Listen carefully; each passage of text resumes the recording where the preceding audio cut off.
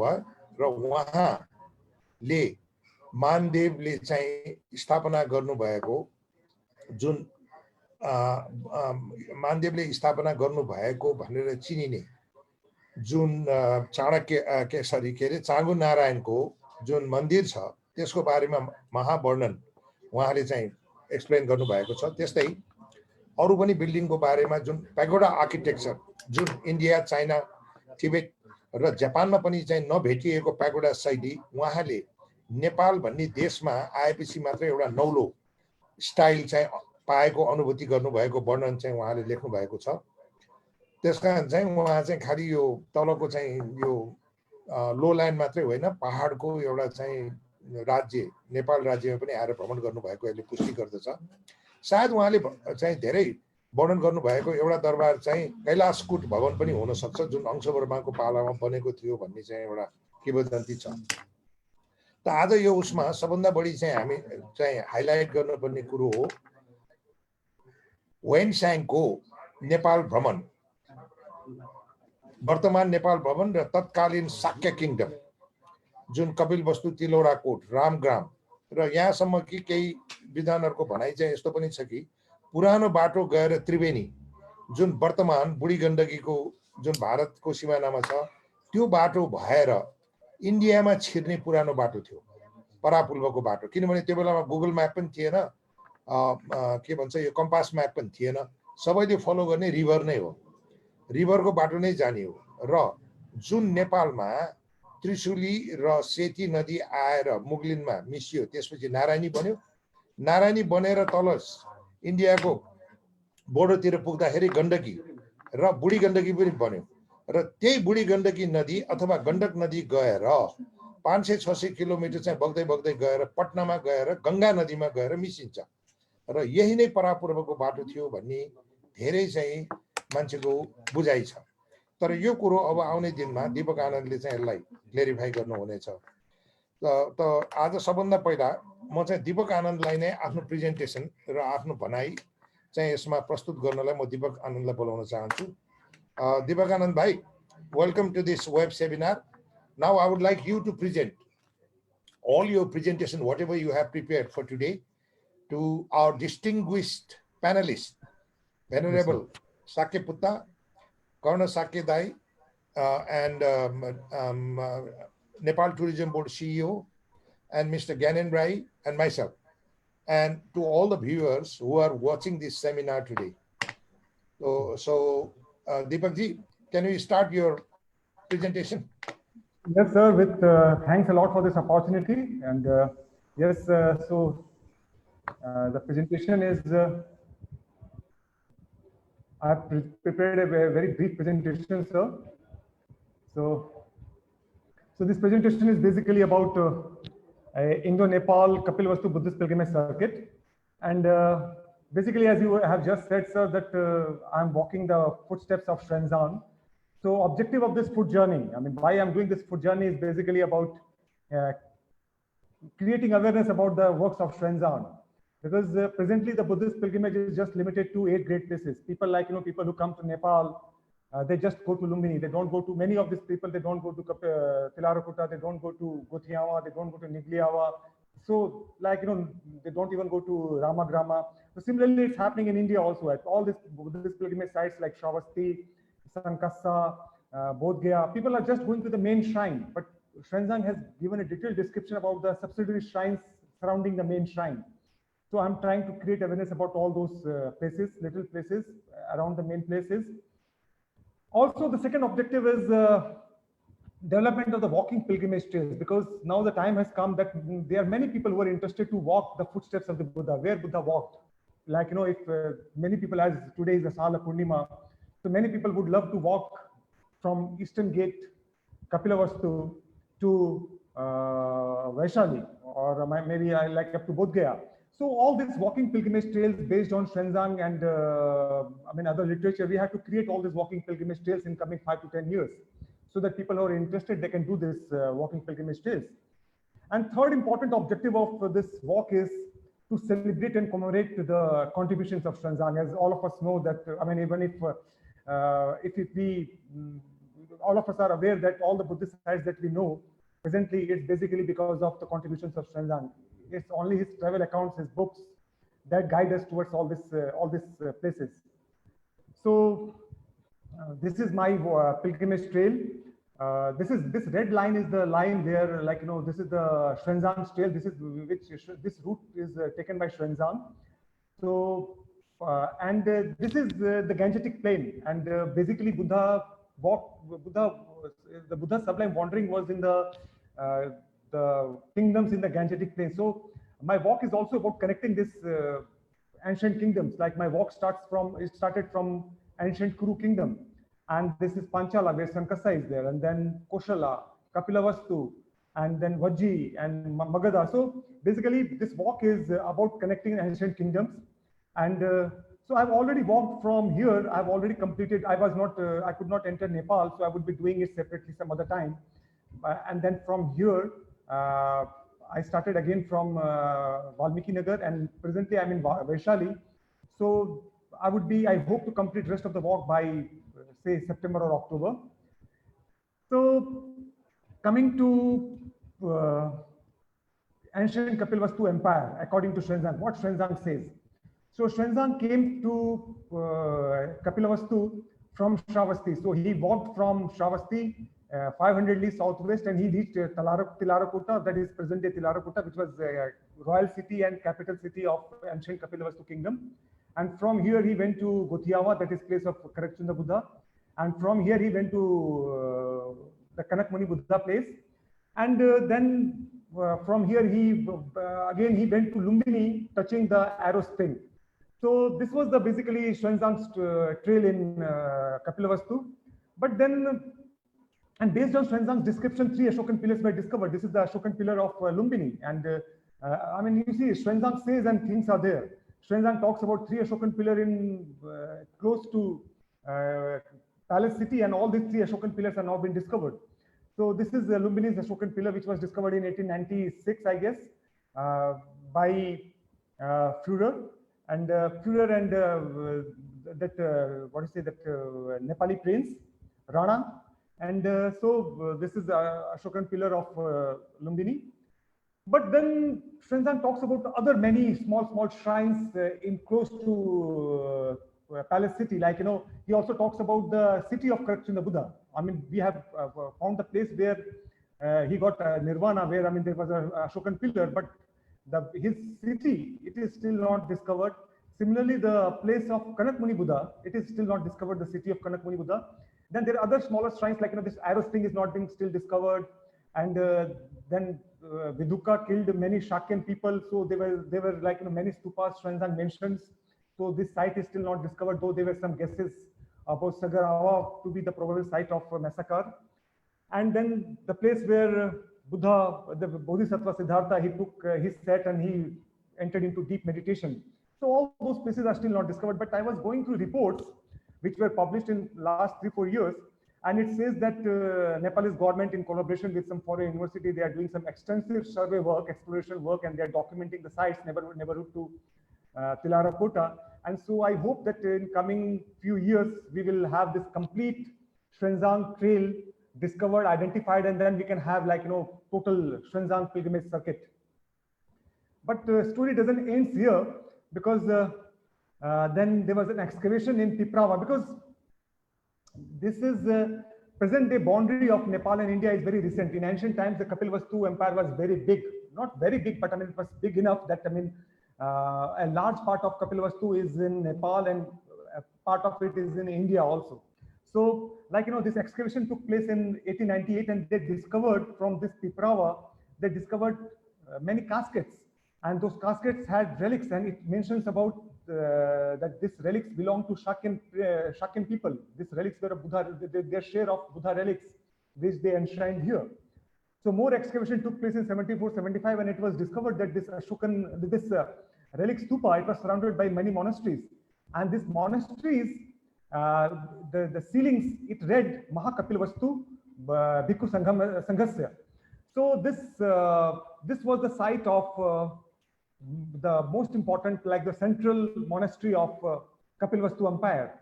And even when I was doing this walk, and I came from I came from this side, and I crossed many, I went to Palta Devi, and then I came walking to Piprava, all these places. So even during my walk, I noticed many villages which were settled on ancient remains. So because Xuanzang says there were more than 1,000 monasteries in Kapilvastu monastery, Kapilvastu kingdom, and most of them were in ruins. He says that more than 1,000 monasteries in ruins in Kapilvastu Empire. So the ancient monasteries of Kapilvastu Empire lies on both sides of the border. So one of those monastery was Piprava. So the idea is that now we should have an integrated circuit. Kapilavastu lies on both sides of border, on Nepal and in India. So we should have an integrated circuit. And since the royal people lived in Tilarakota, and the royal monastery, the main monastery was in Piprava. So I guess there must be sure an important path connecting these two sites, because they enshrined the Buddha body relics here. So from time to time, these royal peoples would be coming here and offering prayers. So there must be some highway connecting these two places. And archaeological evidences also suggest that this place was a very happening place until 2nd century AD, till Kushana period. It was a very happening place. It got abandoned only at the end of Kushana period. So for 200 years, or maybe more than 300, 400 years, it was this place must be very well connected. So we should now re-establish this connection and celebrate this great legacy, Buddhist legacy, because this was the empire. This was the place where Buddha spent maximum time, his childhood and everything. So we should have an integrated pilgrimage circuit linking the sites on the both sides of the border, and best way is to connect these two places.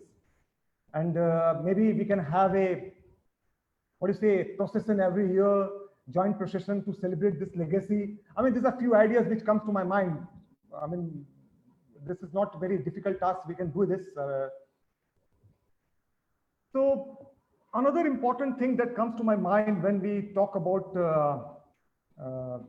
Kapilavastu is Eastern Gate. I mean, every time, I had been to this place 3 or 4 times, and every time I'm at this place gives me, this place talks, it speaks. And so much of things happened here. Today morning, I was I participated in a webinar with Dharani. It is a California-based Bhikkhuni organization. And I was again talking to them about this place, because it's not only Bodhisattva Siddhartha who left this palace city through this gate and went to Bodh Gaya and attained enlightenment, but Bhikkhunis also, Mahapajapati Gautami and 500 Shakin women, they also started from here. I mean, from Kapilavastu, from Tilarakota. So, I was suggesting them that why can't we have a journey, a commemorative journey, a commemorative pilgrimage of Bhikkhunis traveling from Tilarakota and taking ancient route, connecting all these ancient places, which I think was the ancient trade route, and ancient route which was taken by Buddha, Bodhisattva Siddhartha, and later by Mahapajapati Gautami and 500 Shakin women. So we should think about, rejuvenating, revitalizing this ancient trail. This is very historic. Not only Buddhism, the journey of Bodhisattva Siddhartha, but also Mahapajapati Gautami and Bhikkhunis, all these Bhikkhuni Sangha, their first journey was on this trail. So we should commemorate both this great extraordinary journey.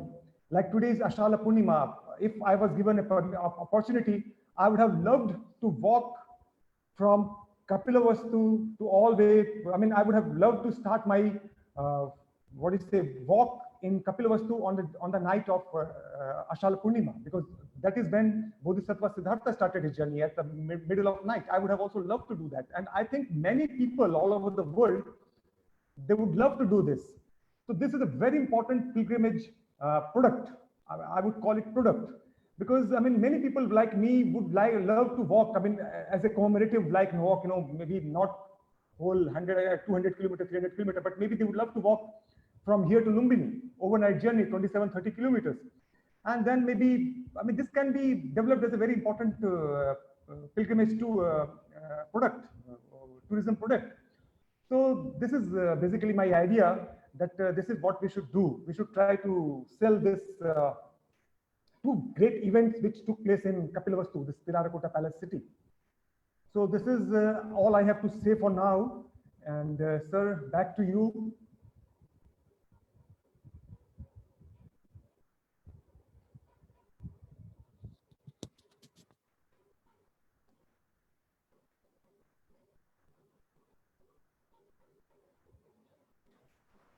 Deepakji, thank you. Ek minute.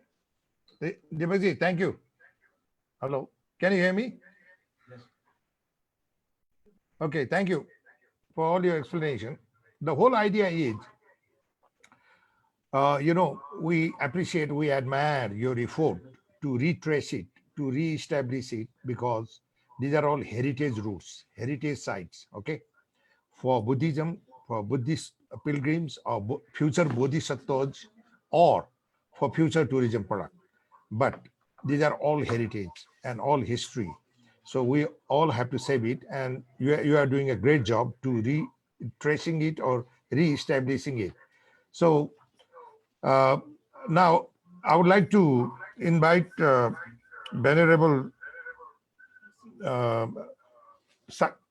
Vice Chairman, our Vice Chairman, Venerable Mete Sakyaputta, to say something, some words to what Deepak Anand has just explained, and made some suggestions or propositions. Over to Vice Chairman.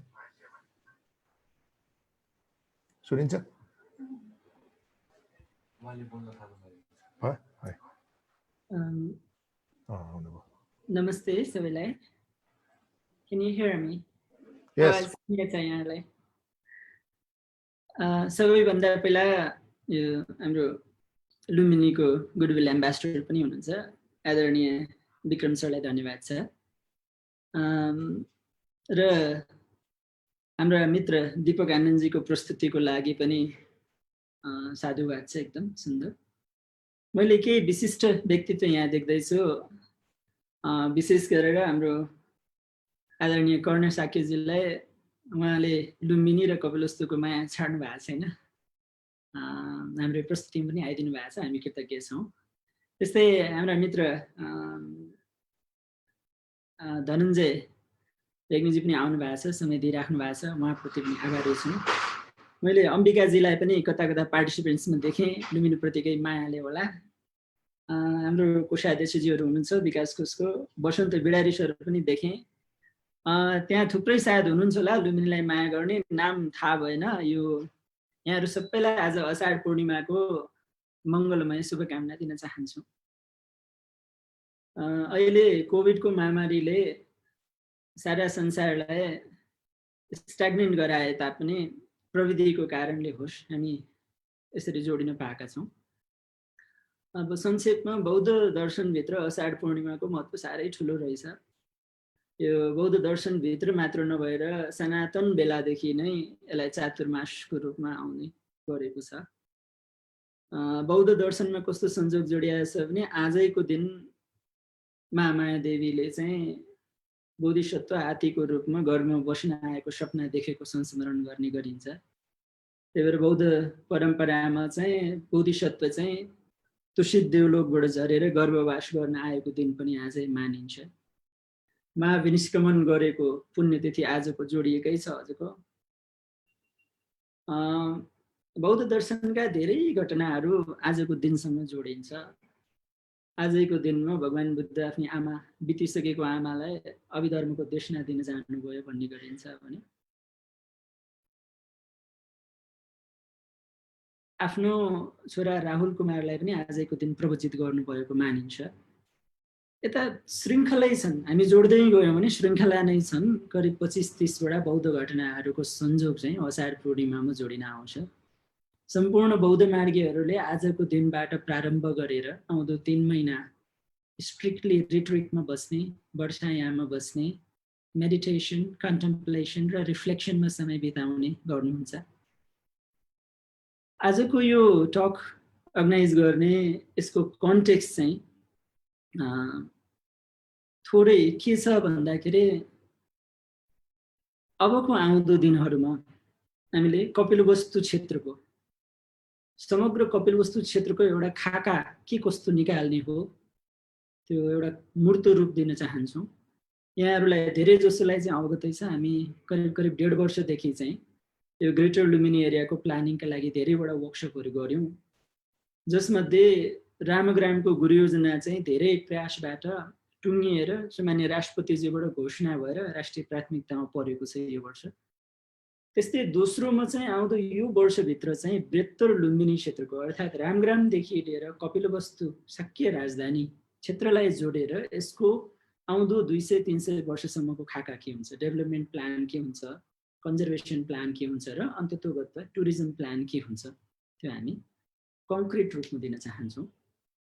अहिले हाम्रा विज्ञहरू यो कपिलवस्तु क्षेत्रको एउटा integrated master plan बनाउनको लागि खटिराख्नु भएको छ। पहिलो प्रारम्भिक ड्राफ्ट चाहिँ हामी 1-1.5 हप्तामा पाउँदैछौँ र यसलाई अन्तिम रूप दिनको लागि विज्ञहरूसँग परामर्श, कपिलवस्तुको जनताहरूसँग परामर्श आदि र अन्तर्राष्ट्रिय विज्ञहरूसँग परामर्श गरेर आउँदो 6 महिनाभित्र कपिलवस्तुको एउटा गुरुयोजना चाहिँ हामी टुङ्ग्याउनुतिर जाँदैछौँ। त्यहाँ धेरैवटा लेयर छ। एउटा पुरातत्वको लेयर छ, एउटा गरिमामा र गौरवशाली बौद्ध इतिहासको पनि कथा जोडिएको छ भने कपिलवस्तुमा अन्ततोगत्वा गएर शाक्य सभ्यताको ठुलो इतिहास पनि बेसलाइनको रूपमा रहेको छ। अब विगतका अध्ययनहरूले त्यो कुराहरू ल्याउँदै गएको छ, एकअर्कामाथि जोडिँदै गएका छन्। लगभग केही न केही कङ्क्रिट पिक्चरहरू अलिअलि देखा पर्न थालेको छ। यही सन्दर्भमा त्यहाँका चुनौतीहरू मध्येमा जुन प्रकारले लुम्बिनी र कपिलवस्तु क्षेत्रको विकास भइरहेछ, हामी धेरै ऱ्यापिडली इन्डस्ट्रियलाइज एरामा जाँदैछौँ। अहिले पनि भैरवा एयरपोर्टबाट गाडीमा यहाँ लुम्बिनी जानुभयो, कपिलवस्तु जानुभयो भने पुरानो प्राचीन बेलाको ग्रामीण जीवन, प्राकृतिक जीवन कम देखिन्छ। ठुला ठुला विकास, उद्योग धन्दा र गतिमान चलायमान वस्तुहरू, धेरै चमक धमक अलिक बढी देखिने गरेको छ। मोडर्निजमको इन्फ्लुएन्स बढी देखिने गरेको छ। यहाँहरूलाई अवगत छ, यो कपिलवस्तुदेखि लिएर रामग्राम क्षेत्रमा करिब 235 भन्दा बढी प्राचीन पुरातात्विक सम्पदाको अध्ययन भइसकेको छ। एउटा ओपन लिभिङ कल्चरल म्युजियम हो यो। 2500-2600 वर्ष पुरानो सभ्यता। अब गोटियामा जस्तो पवित्र चैत्यलाई हेऱ्यौँ भने त्यसको अझ भगवान बुद्ध भन्दा पनि 1000-1200 वर्ष पहिलाको सभ्यता देखाउँछ त्यसले। त्यही भएर यति धेरै भ्यालुएबल भएको क्षेत्रमा यसको भविष्यको प्रस्तुति कतै हामी बढी इन्डस्ट्रियलाइज भएर बिग्रिने पो हो कि? विगतमा जुन लुम्बिनी प्रति वर्ल्ड हेरिटेज प्लानिङका कुरा भए वा इन्टरनेसनल पिस सेन्टरको रूपमा प्लानिङका कन्सेप्टहरू आए, त्यसको मर्म हामीले अध्ययन गर्दा के देख्दछौँ भने चाहे विज्ञको आँखामा होस् या बौद्ध समुदायको आँखामा होस् या टुरिज्म प्रेमीको आँखामा होस्, हाम्रो एउटा एक्सपेक्टेसन, एउटा सेन्टिमेन्ट के छ भने लुम्बिनी कपिलवस्तु सम्झिने बित्तिकै हामीले रुरल इन्भाइरोमेन्ट, पिसफुल, ट्राङ्क्वल र रुरल लाइफ देख्न पाऊँ। कपिलवस्तु जाँदाखेरि कस्तो भूमिले बुद्ध जन्माएको थियो त्यसको एम्बियन्स, त्यसको फिलिङ चाहिँ मनमा आओस्, त्यो मर्मलाई जोगाउनु पर्छ भन्ने देखिन्छ। त्यही भएर हामी कपिलवस्तुको मास्टर प्लान बनाउँदा एकदम मिनिमलिस्ट एप्रोचमा जाँदैछौँ। पहिलो प्रायोरिटी भनेको साइट कन्जर्भेसन, ल्यान्डस्केपको स्ट्रिक्ट कन्जर्भेसन। लुम्बिनी जस्तो, भैरवा जस्तो नहोस्, नेचुरल हेरिटेज सकेसम्म जोगाउँ, खोला नाला नेचुरल एलिमेन्ट हामी जोगाउँ र त्यसलाई पनि इन्टेन्जिबल हेरिटेजको रूपमा अगाडि बढाउँ भनेका छौँ भने। दोस्रो के सोध्दैछौँ भने भविष्यमा मान्छे लुम्बिनी आइराखेको छ, लुम्बिनी आयो भने कपिलवस्तुबाट कसरी जोड्ने, कसरी एक्सप्लोर गराउने र के अप्सन दिने। अहिले लुम्बिनीबाट कपिलवस्तु जानलाई सहज छ सर, हामी गाडीमा बस्यो भने 15-20 मिनटमा आरामले पुग्छौँ। साइड घुमेर 2 घन्टा 3 घन्टामा आउन सकिन्छ। हामी अब के सोध्दैछौँ भने बुद्धिज्म भनेको यसै एक्सपिरियन्स, एउटा यात्रा हो। यो बौद्ध तीर्थयात्रामा आउनु भनेको त एउटा अनुभूति बटुल्नु हो। यो विशेष गरेर विक्रम सरलाई यसको क्रेडिट जान्छ। विक्रम सरले बसन्त सरहरू भएर पहिला यो मायादेवी सुत्केरी मार्गको एउटा परिकल्पना गर्नुभएको छ। हामीले यसलाई वर्ल्ड ब्याङ्कको प्रोजेक्टभित्र, हाम्रो प्रोजेक्टभित्र पनि एउटा प्रायोरिटीमा इन्क्लुड गरौँ भनेका छौँ भने। दोस्रो हामी सोध्दै जाँदाखेरि दिपक आनन्दजी हाम्रो मित्र हुन्, उहाँ धेरै वर्षदेखि बिचरा यो xuanzang र huansangको यात्रा रुट ट्रेस गर्दै हिँडिराख्नु भएको छ। उहाँ इन्डियादेखि हिँड्दै हिँड्दै हिँड्दै हिँड्दै अस्ति पेप्रवासम्म आएर फर्किनु पर्यो कोरोनाको कारणले। त्यो देख्दाखेरि मलाई के लाग्यो भने यी भविष्यका पनि बौद्ध तीर्थयात्रीहरू संसारका सबै दुःखहरू प्रोसेस गर्नको लागि हुन्छ या आफैलाई खोज्नको लागि हुन्छ या 1-2 हप्ता कम्तीमा नेचरको अनुभव गरौँ, बौद्धिस्ट रुटहरू पाइलाहरू खोज्दै हिँडौँ भनेर हुन्छ कि त्यस्तो मान्छेहरू यदि लुम्बिनी क्षेत्रमा आए भने लुम्बिनीबाट हुन्छ कि कपिलवस्तु जाने या कपिलवस्तुबाट निस्केर यो हिस्टोरिक रुट यो हो है। भगवान बुद्धको समयमा मानिसहरू यो बाटो प्रयोग गरेर यसरी हिँड्दै आएर दर्शन गर्थे, यसरी आएर लुम्बिनी पुग्थे। बाटामा नयाँ नयाँ ठाउँ छन्, यी पुरातात्विक क्षेत्र छन्, यसका हिस्टोरिक रेफरेन्स वेन्साङले दिए, फायानले दिए, उनीभन्दा पनि धेरैजना तीर्थयात्रीहरू आइपुगेका छन्। उहाँहरूको नोटमा पनि त्यो रेफरेन्स भेटिन्छ। त्यस्तै गरेर कपिलवस्तुबाट सुरु गर्दै लुम्बिनी, लुम्बिनीबाट रामग्राम जाने र भविष्यमा अझै एउटा ग्याप छ। हाम्रो कर्ण सरलाई ज्ञात होला, बसन्त सरहरूलाई एकदम नलेज छ विषयमा। एउटा मिसिङ ग्याप भनेको रामग्रामसँग हामी पाइला क्लियर देख्छौँ। रामग्राम पछि एकैचोटि लौरिया नन्दनगढमा अशोकको एउटा पिलर देखिन्छ, केसरिया पुग्छ, उतै जान्छ। बिचको ग्याप एउटा अनुमान नदीको कहाँ थियो होला त, प्राचीन शाक्य राजधानीको क्षेत्र कहाँसम्म थियो आदि कुराहरू थोरै एउटा ग्याप छ। त्यसलाई पनि एक्सप्लोर गरेर एउटा वाकिङ पिल्ग्रिमेज ट्रेल हामी किन निर्माण नगरौँ? भविष्यको लागि कपिलवस्तु टु लुम्बिनी, लुम्बिनी टु रामग्राम एउटा नेचुरल वाकिङ पिल्ग्रिमेज ट्रेल बनायौँ भने गत वर्ष मात्रै पनि 500 थाई भिक्षुहरू 21 दिनको पदयात्रा गर्दै पोखराबाट हिँडेर लुम्बिनी, लुम्बिनीबाट हिँडेर कपिलवस्तुका सबै साइटहरू हिँड्दै हिँड्दै गएका थिए। बौद्ध दर्शनभित्र हिँडेर यात्रा गर्नुको धेरै व्यापक महत्त्व छ। प्राचीन बेलामा भगवान बुद्ध स्वयं हिँड्दै हिँड्दै जानुहुन्थ्यो भिक्षुहरूलाई लिएर।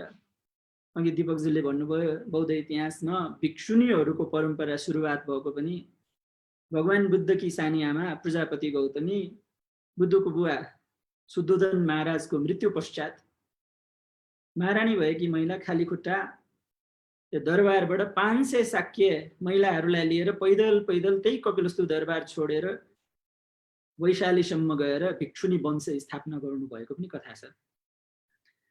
त्यही भएर भविष्यको यो ग्रेटर लुम्बिनी एरिया भनेको एउटा वाकिङ पिल्ग्रिमेज फ्रेन्डली होस्। आउने भिक्षुहरू पनि, भिक्षुणीहरू पनि, तीर्थयात्रीहरू पनि हिँडेर यो बाटो जाँदा ग्रामीण जीवन, चराचुरुङ्गी, तलाउहरू, प्राकृतिक क्षेत्र र सम्पदा स्थलहरू दर्शन गर्दै बुद्धिस्ट हेरिटेजमा यसरी हिँड्न सकिन्छ। यस्तो एउटा खाका निकाल्न मिल्छ कि आउँदो नौलो प्रोडक्ट हुन्छ कि भने हामीले यसबाट प्रभावित भयौँ। हुन त अझै धेरै अध्ययन गर्नै बाँकी होला। म थोरै यो टेक्नोलोजीको बारेमा अलि अनभिज्ञ नै रहिएछ मलाई लाग्छ, हामी धेरै जान्यो। एउटा फोटो चाहिँ म सेयर गर्न चाहन्छु। स्क्रिन सेयर गर्ने चाहिँ मलाई त्यति आइडिया भएन। म हाम्रो होस्टलाई एउटा फोटो चाहिँ पठाइदिन्थेँ, मिल्छ भने यहाँले सेयर गरिदिनु भए हुन्छ।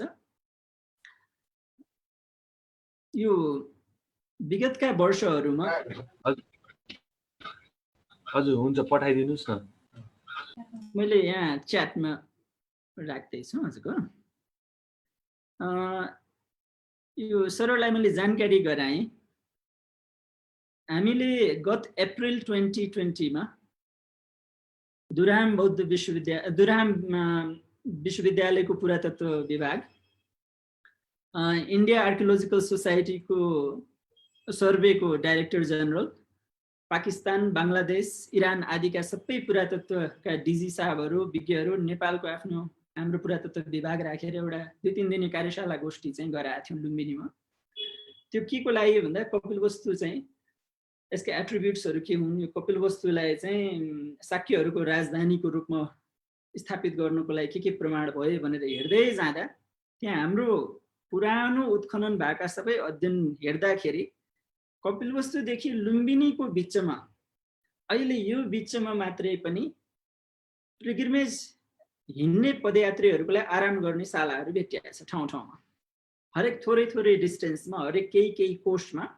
जस्तै कपिलवस्तुबाट निस्क्यो भने दोहनीमा चाहिँ आराम गर्ने धर्मशाला, बिचमा पानी खाने इनारहरू भेटिँदै गएको छ। अस्ति भर्खर मात्र हो लुम्बिनीबाट भैरवातिर जाने रुटमा पनि नयाँ इनार भेटिए। त्यसको आधारमा विज्ञहरूले चाहिँ यो पिल्ग्रिमेज रुट चाहिँ एन्शियन्ट नै रहेछ, यसको प्रमाण धेरै छ भन्ने प्रपोजल राखेकोले त्यो एउटा फोटो मैले पठाएको छु अहिले। यो सेयर भयो नि यहाँले देख्नु होला। भन्नुको तात्पर्य के भन्दा यो हामीसँग धेरै पुरातात्विक प्रमाणहरू जुड्दै गएका छन्। आउँदो दिनमा यस्तो सेमिनार वर्कसपहरू धेरै गरौँ, विज्ञहरूलाई पनि बोलाउँ र कम्तीमा आगामी 6-7 महिना मन्थन गरेर अझ यसलाई थप पुष्टि गर्नको लागि विज्ञहरूको अध्ययन गराउनु पर्छ भने अध्ययन गरेर एउटा नयाँ प्रोडक्ट लुम्बिनीलाई केन्द्रबिन्दु मान्दै हामीसँग अब एयरपोर्ट छ, सिधै बौद्ध देशहरूबाट लुम्बिनी झरेर त्यहाँबाट यात्राको सुरुवात गर्न सक्छन् मान्छेले। एउटा वाकिङ ट्रेल चाहिँ डेभलप गरौँ र यससँगै जति पनि पुरातात्विक सम्पदाका साइट जोडिन्छन् तिनका इतिहासहरू घटनाहरू राम्रोसँग इन्फर्मेसन बोर्डहरू राख्दै यहाँ यो भएको थियो, यो पदयात्रा हो भनेर भगवान बुद्धकालीनको बेलाको प्राचीन कपिलवस्तु राज्यको एउटा रूपरेखा हामी तयार गरौँ, जसबाट बौद्ध मार्गी जोडियोस्, अहिलेका जेनेरेसनका नयाँ पुस्ता पनि जोडिन् र यसले चाहिँ भविष्यको ग्रेटर लुम्बिनी एरिया चाहिँ कसरी यसको संरक्षण कसरी प्लानिङ हुनुपर्छ र यो एउटा ओपन कल्चरल ल्यान्डस्केपको रूपमा डेभलप गर्नुपर्छ भन्नेमा बल पुग्छ भन्ने मलाई लाग्छ। मैले समग्रमा यति नै भने, बाँकी अब विज्ञहरूको कुरा होला। यहाँ धेरै मूल्यवान अनुभव हुनुभएका व्यक्तित्वहरू हामी देखिरहेछौँ। विक्रम सरलाई अनुरोध के गर्छौँ भने हाम्रो प्यानलिस्टमा नभए तापनि यहाँले मूल्यवान व्यक्तित्वहरूको केही बाँडीहरू जसको कन्ट्रिब्युसन देखिन सक्ने हुन्छ उहाँहरूलाई आग्रह गरिदिनु होला सरले। र अन्तिममा केही थोरै समय हामी क्वेसन एन्ड आन्सरको लागि राखौँला, त्यसमा पनि बाँकी कुराहरू म सुन्न चाहन्छु। फोटो सायद लोड हुँदै रहेछ, धेरै फोटो थिए मैले तर एउटा मात्र देखाएँ यहाँलाई। हजुर, यो एउटा रुट पनि थोरै कपिलवस्तुबाट मात्रै निस्किँदा पनि यो दुराम विश्वविद्यालयको प्रोफेसर रविन आदिले तयार गरेको इनपुट हो। यो अघि हाम्रो दीपक आनन्दजीले देखाउनु भएको हिस्टोरिकल रेफरेन्सहरू चाइनिज पिलग्रिम्सहरूको रेकर्डबाट देखिन्छ भने यो चाहिँ पुरातात्विक प्रमाणले चाहिँ यति बोल्दैछ कि कपिलवस्तुबाट लुम्बिनी आउने बाटामा पनि यो तीर्थयात्रीहरूको विश्रामको शाला र इनारहरू हुने गर्दै रहेछन्।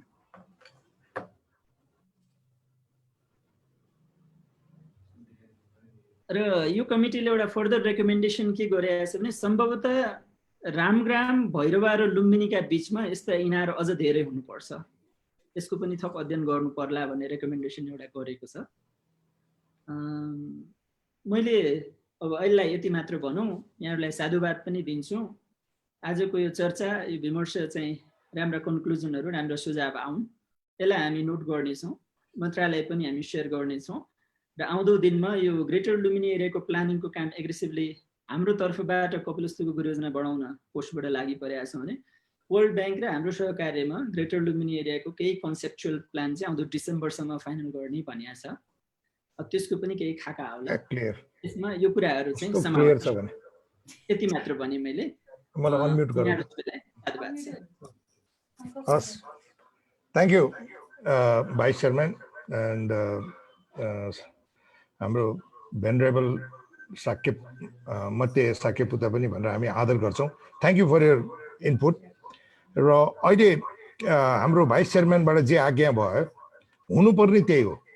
हामीले पनि विभिन्न देशमा विभिन्न ठाउँमा कन्फरेन्सहरूमा एटेन्ड गऱ्यौँ, मान्छेहरूको भनाइ त्यही हो। बुद्धको जन्मेको ठाउँ, बुद्धको राजधानी, बुद्धको मातृभूमि, बुद्धकै पालाको इन्भाइरोमेन्ट कायम गर्न सक्यो भने that will give good justice. खालि हामीले पर्यटन मात्रै नबनेर, इन्डस्ट्रियलाइजेसन मात्रै नबनेर गुड जस्टिस भन्ने कुरा आइराखेको छ। र यही कुरा टाङ्गेले पनि मेरो विचारमा प्रदर्शन गर्न खोज्नु भएको थियो र यही कुरा हाम्रो चाहिँ क्वाक इन्जिनियर क्वाकले पनि अहिलेको आर्किटेक्ट क्वाकले पनि यही कुरा अवलम्बन गरेर आफ्नो नक्सामा प्रस्तुति गर्नुभएको जस्तो मलाई लाग्छ। र यही कुरा चाहिँ जुन एउटा लबी हुनु पर्थ्यो, हाम्रो भाइस चेयरम्यानज्यू र भेनरेबल मध्य साक्यपुतेज्यूले पनि यही चाहिँ पोइन्टलाई अगाडि बढाउनु भएकोमा हामी ज्यादा नै चाहिँ ग्रेटफुल छौँ, आभार छौँ। र यसलाई हामी कन्टिन्यू गर्ने तर्फ हामी चारै दिशाबाट चाहिँ काम गर्नेछौँ भन्ने हामी चाहिँ एस्योर गर्न चाहन्छौँ। अब म चाहिँ हाम्रो नेपालको पर्यटन क्षेत्रको अति आदरणीय व्यक्तित्व कर्ण साक्य दाईपट्टि जान्छु। उहाँ चाहिँ कर्ण साक्य दाई खालि पर्यटन क्षेत्र मात्र होइन, कन्जर्भेसनदेखि लिएर हेरिटेजदेखि लिएर वाट नट, उहाँ चाहिँ एउटा के भन्छ कर्णको के भन्छ सकारात्मक सोच ल्याएर एउटा सोसाइटीलाई नै ट्रान्सफर्मेसन गर्न एकदम राम्रोसँग चाहिँ आफ्नो समय दिइराख्नु भएको छ। अब दिने त सबैले दिन्छन्, तर आम जनताको चाहिँ उहाँप्रति एउटा सद्भाव र बुझाइ भएकोले आम जनताले त्यसलाई अनुसरण गर्दै गएका छन्। र कर्ण साक्य दाईको नाम चाहिँ ज्यादा नै चाहिँ आदरणीय र ज्यादा नै इम्पोर्टेन्ट छ, किनभने भगवान बुद्धलाई पनि साक्य मुनि नै भनेर पुकारिन्छ। र मैले सुनेसम्म थाहा पाएसम्म सम्राट अशोकले लुम्बिनीमा आएर आफ्नो पिलरमा पनि साक्य मुनि जन्मेको ठाउँ यही हो भनेर लेख्नु भएको छ। त्यहाँ सिद्धार्थ गौतम बुद्ध कहीँ पनि लेख्नु भएको छैन। र मैले सुन्दाखेरि सायद साक्य दाई कर्ण साक्य दाई पनि साक्य मुनि बुद्धकै एउटा क्ल्यानको एउटा अंश हुनुहुन्छ। वेलकम वेलकम कर्ण दाई, you are a proud personality of our country. So would like to ask you कि अहिले जुन दीपक आनन्दले भनेका प्रस्तुति र हाम्रो आदरणीय भाइस चेयरम्यानले राख्नु भएका चाहिँ यो पवित्र विचारहरूको उसमा लाई चाहिँ समेटेर अब यो लुम्बिनी कपिलवस्तु क्षेत्रमा आउने दिनहरूमा अब यङ जेनेरेसनहरूले अलिकति इकोनोमिक प्रस्पेरिटी पनि खोजेका छन्। यसलाई कसरी एउटा चाहिँ ब्यालेन्स वेमा आउने दिनहरूमा यसलाई अगाडि बढाउन सकिन्छ, जसमा तपाईँको चाहिँ एउटा सकारात्मक सोचको पनि त्यहाँ चाहिँ एउटा चाहिँ टच होस्। र यो कुरा अलिकति प्रकाश पारिदिनु भयो भने आउने जेनेरेसनलाई पनि खुसीको कुरा, र पुरानो हेरिटेज सम्पदा र पुरानो ग्लोरी र भगवान बुद्धको मातृभूमिलाई कसरी चाहिँ एउटा सन्तुलित हिसाबमा र उहाँकै चाहिँ समयको हिसाबमा राख्न सकिन्छ भन्ने तर्फ एउटा चाहिँ दाइले चाहिँ एउटा आफ्नो मन्तव्य राखिदिनु भयो भने सबैलाई एउटा प्रेरणाको स्रोत हुनुहुन्छ। Over to thank you Vikram. आज म यहाँ विशेषज्ञ होइन, विद्यार्थीको रूपमा मैले यहाँ पाइरहेको छु होइन। दीपक आनन्दको एउटा जुन एउटा प्रस्ताव छ र हाम्रो भाइस चेयरम्यान होइन, उहाँ त यति जटिल जटिल कुरालाई पनि यति सिम्पल तरिकाले भनिदिनुहुन्छ। उहाँप्रति म सधैँ चाहिँ नतमस्तक छु। उहाँको कुरा धेरै बुझ्नु भएको छ। उहाँले लुम्बिनीलाई नजिकै बुझ्ने, राम्ररी बुझ्ने, व्यवहारिक रूपले बुझ्ने एउटा हामीलाई एउटा चाहिँ यो भाइस चान्सलरको रूपमा हामीले पाएको छौँ। यो लुम्बिनीको निमित्त चाहिँ म धन्यको कुरा हो। अहिले मलाई के छ भने Deepak, you know, I heard what you have suggested. Your proposal just remind me something like what we have, a great Himalayan expedition trail. You know, we have started just about couple of years ago. We had started a great Himalayan trails. It's getting a lot of momentum. It's a huge text. Similarly, what your suggestion is also something like a great cultural expedition and trail. What I have little misunderstanding is when I studied, you know, this Bin Chen, this stories, his travel. I think he also went to Pakistan, Taxila, and he also went to Bangladesh. But I think you have not mentioned that part. You have mentioned only India and Nepal part. So I think, you know, perhaps, I don't know, there are lots of geopolitical problems, but when religion comes, there is no boundary in religion, especially Buddhism, you know. And when we are talking about a Buddhism tourism product, we don't talk about competitiveness. We talk about supplementiveness. You know, we all have to join hand together. And if we can develop a fantastic tourism products in the field of Buddhist tourism, I think that will be a wonderful things. So, अघि भर्खर चाहिँ हाम्रो पेन्डेबल मैले भने sir भने जस्तै चाहिँ यो भर्खर यो हाम्रो विक्रमले पनि भन्नुभयो, टाङ्गीको परिकल्पनामा पनि यही थियो के 60 वर्ष पहिले जब टाङ्गेले एउटा नक्सा बनाएको थियो त्यो यो भर्नाकुलर आर्किटेक्चरलाई मेन्टेन गरेर मिनिमलिस्टिक जुन त्यो बेला मिनिमलिस्टिक भन्ने शब्द थिएन अहिले now minimalistic is a contemporary world it's a fashion हैन यो टुरिज्ममा मात्र होइन धेरै कुरा आर्किटेक्चरमा त यसले चाहिँ धेरै चिज दिइसकेको छ अहिले जुन चाहिँ भाइस चान्सलर जुन भन्नुभएको छ त्यो मिनिमलिस्टिक एप्रोच हामीले लिनै पर्छ मलाई के लाग्छ टाङ्गेले पनि जब त्यो बनाउँदाखेरि त्यहाँ यो क्यानालहरू राख्दाखेरि त्यो बेला धेरै मान्छेहरू नबुझेर क्यानाल पनि बनाउने र कस्तो वायर कुरा त्यो मोटरको बाटो बनाउनु पर्यो मान्छे कसरी हिँड्ने हैन अनि त्यो टाङ्गेको कन्सेप्टमा के छ भने जब धर्मको पवित्र स्थलमा जाने बेलामा अलि परिश्रम गर्नुपर्छ लग्जरी स्टाइलले जानु हुँदैन भन्ने टाङ्गेको परिकल्पना त्यो बेला अहिले यो भन्दै विक्रम म चाहिँ यो लुम्बिनीसित चाहिँ यो अलिक म भूमिका बताउन चाहन्छु जुन बेला राज परिवारको संयोजनमा हैन लुम्बिनी विकास समिति गठन भएको थियो त्यो पछि जब प्रजातन्त्र आइसकेपछि राज परिवारको ज्ञानेन्द्र राजकुमार छोडेपछि सबभन्दा पहिले सूर्यवार थापा र आश्रम साक्य अध्यक्ष हुनुभयो र त्यो बेला म चाहिँ एउटा सञ्चालक समितिको सदस्य भएर काम गर्ने मौका पाएको थिएँ र त्यही बेला त्यो बेलादेखि म एउटा संरक्षणमा विश्वास राख्ने व्यक्ति भएको हुनाले मिनिमलिस्टिक एप्रोचमा विश्वास गर्ने मान्छे भएको हुनाले त्यो बेला पनि मैले सूर्यवार दाई र आश्रम दाईले पनि बारम्बार भन्दै गर्थे हजुर यो लुम्बिनी विकास भनेको यसमा हरितकरण गर्नु पर्यो त्यो अवस्थालाई लिएर हामीले त्यो बेला नर्सरी गठन गरे नर्सरी बनायौँ नर्सरीबाट हामीले चाहिँ यो सिडलिङहरू उत्पादन गरेर हैन त्यो लुम्बिनीको बाहिर जतिजनाले मान्छेले जग्गा किनेर राखिरहेको थियो उनीहरूलाई हामीले भन्यौँ ए बाबा जग्गा किनेर व्यापार गर्नको निम्ति जग्गा किन्नु भएन जग्गा किन्नुहोस् तर त्यसलाई कमसेकम कि त धान फलाउनुहोस् कि त चाहिँ रुख रोप्नुहोस् भनेर म साँच्चै म धेरै लागेँ किनभने त्यो बेला हरेक मान्छे काठमाडौँको मान्छे त्यो लुम्बिनीमा जाने जग्गा किन्ने अनि पछि महँगो भयो भने बेच्ने भन्ने यो एउटा धेरै कम मान्छे मात्रै यहाँ चाहिँ काम जग्गा किनेर या होटल बनाउने या यो धार्मिक स्थलहरू बनाउने भन्ने सोच राखेर चाहिँ गरेको छैन त्यो बेला जग्गा किनेर पछि त्यो ठुलो भएपछि बेच्ने त्यो किले गर्दाखेरि त्यो यति पनि सोच राखेन उनीहरूले कि चाहिँ आज 15-20 वर्ष भइसक्यो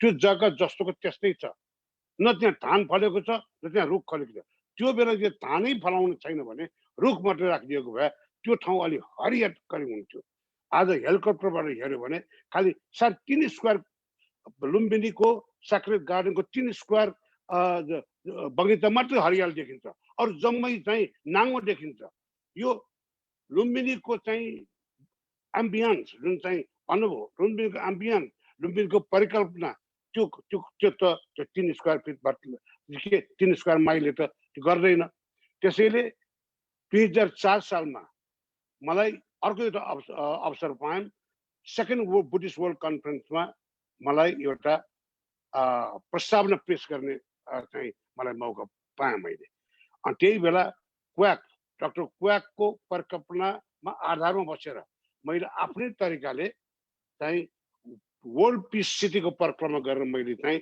25 स्क्वायर माइलको भित्रको चाहिँ त्यो गरेँ किनभने क्वाकको प्रोग्राम थियो त्यो ग्लोबल थियो त्यसलाई टाङ्गेको पनि कार्यक्रम जस्तै अनि टाङ्गेको कार्यक्रम सफल बन्नको निमित्त झन्झन 50 वर्ष लाग्यो 50 वर्षमा पनि त्यो गर्न सकेन किनभने त्यो परिकल्पना यति ठुलो थियो त्यसै गरिकन चाहिँ त्यो वर्ल्ड बुद्धिस्ट वर्ल्ड त्यो पनि यति ठुलो थियो त्यसैले त्यो व्यवहारिक किसिमले मैले त्यसै एउटा शब्द भनेको थिएँ थिङ्क ग्लोबली एक्ट लोकली हैन कुनै पनि काम गर्दाखेरि भयङ्कर ठुलो कल्पना गर्नु सहिलो छ तर हामी व्यवहारिक मान्छे हामी उद्यमशीलतामा विश्वास गर्ने मान्छे we entrepreneur always think in terms of the practical approach यदि प्र्याक्टिकल एप्रोचलाई तपाईँहरूले चाहिँ त्यो गर्न सकेन र सपना मात्रै हेरेर तपाईँले चाहिँ कल्पना गर्नुभयो भने त्यो सपना पार हुँदैन त्यो सपना त्यो गर्नु हुँदैन किनभने संरक्षण र व्यवस्थापनमा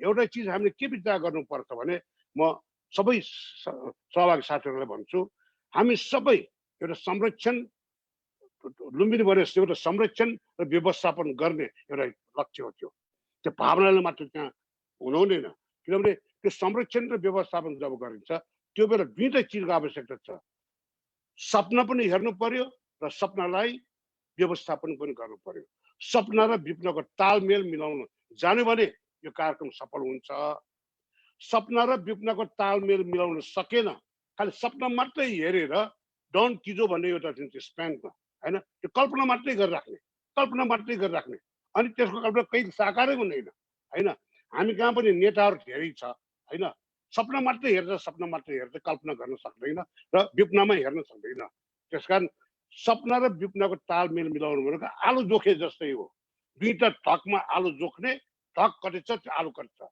मेरो खल्तीमा कति पैसा छ त्यो हेर्नु पर्यो अनि अर्को सपना कति हेर्नु पर्यो अब निर्विराम छैन 10 करोडको सोचेर हुन्छ त्यसैले हामी चाहिँ बिग्रेको कारण यही हो त्यसैले यो चिजमा हामीले चाहिँ त्यो गर्नुपर्छ अर्को क्षेत्रमा पर्यटन उद्यमी भएको हुनाले म अहिले कोभिड-19 को कारण अहिले त लुम्बिनी एकदम अहिले कोही पनि छैन त्यहाँ लुम्बिनीमा अनि त्यहाँ थुप्रै उद्यमका साथीहरू गरेको उनीहरू धेरै तर यो अहिलेको स्थिति साधारण हुँदैन किनभने पर्यटन यो धार्मिक स्थल बनेको हैन लुम्बिनीको धार्मिक स्थल बनेको यो तीर्थाटन र धार्मिक पर्यटन भनेको आस्था र विश्वासको पर्यटन हो आस्था र विश्वासको पर्यटन भनेको कहिले पनि खत्म हुँदैन अरु सम्पूर्ण पर्यटन जम्मै चाहिँ खत्म हुन सक्छ किनभने they are very sensitive lots of tourism industry is very sensitive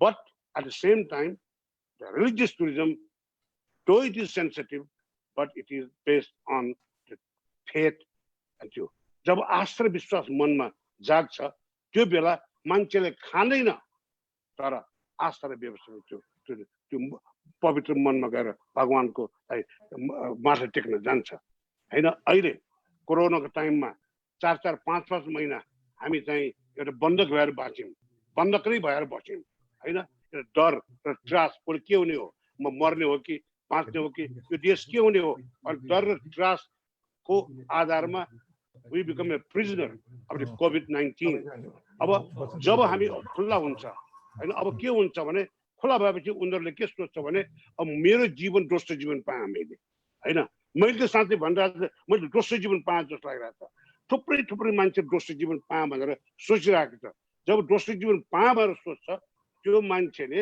एकचोटि भगवानको आस्थामा गएर खुट्टा टेक्छ त्यहाँ किनभने प्रभु मलाई जीवनको दोस्रो जीवन दियो भनेर त्यसैले हैन अरबौं अरब विश्व अरबौं अरब हाम्रो बौद्ध मार्गीहरू भएको यो बजारमा हैन हामीले जे यो भगवान त्यो लुम्बिनी भनेको त एउटा यस्तो ठाउँ हो जो बौद्ध धर्म लुम्बिनी बिना अपूर्ण छ त्यो लुम्बिनी बिना बौद्ध धर्म अपूर्ण छ पर नेपाल हराइरहेछ बौद्ध धर्ममा लुम्बिनी त हराइरहेको छैन तर नेपाल हराएको नेपाललाई बौद्ध धर्मसित गाँसको निमित्त पर्यटनको भेहिकल चाहियो के संसारको विभिन्न ठाउँबाट पर्यटकहरू लिएर आएर उनीहरूलाई भन्नु पर्यो कि भगवान बुद्ध जन्मेको यो हाम्रो देश हैन खाली चाहिँ माइकले भाषण गरेर मात्रै Buddha was born in Nepal भनेर मात्रै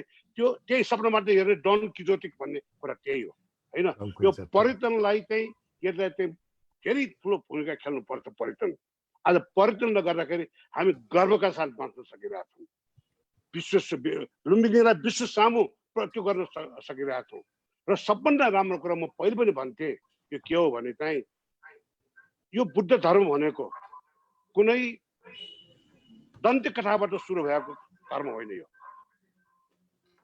कुनै फोकलोर लोक कथाबाट सुरु भएको होइन यो त इतिहासले हस्ताक्षर गरेको धर्म हो यो आज जे कुरा गरिरहेछ त्यो इतिहास छ त्यहाँ त्यो हस्ताक्षर छ 3 दशक पहिले एउटा चिनिया आउँछ भित्सु 7th सेन्चुरीमा अर्को आउँछ त्यो जम्मै इतिहास त्यो the whole history, the इतिहास र धर्म सम्मिश्रण भएको र त्यही आर्कियोलोजिकल साइटले देखाइरहेछ त्यो भनेको त पार्वरिक चिज हो अरु ठाउँमा जानु र हैन अरु देवस्थलमा पुग्नु अरु तीर्थस्थलमा पुग्नु अरु धार्मिक स्थलमा पुग्नु र लुम्बिनीमा पुग्नुमा आसमान जमिन फरक छ लुम्बिनीमा पुगेपछि म आफै पनि मैले भने साइट एन्ड द साउन्ड त्यहाँ भित्र पुग्न साथ हामीलाई एउटा भाइब्रेसन आउँछ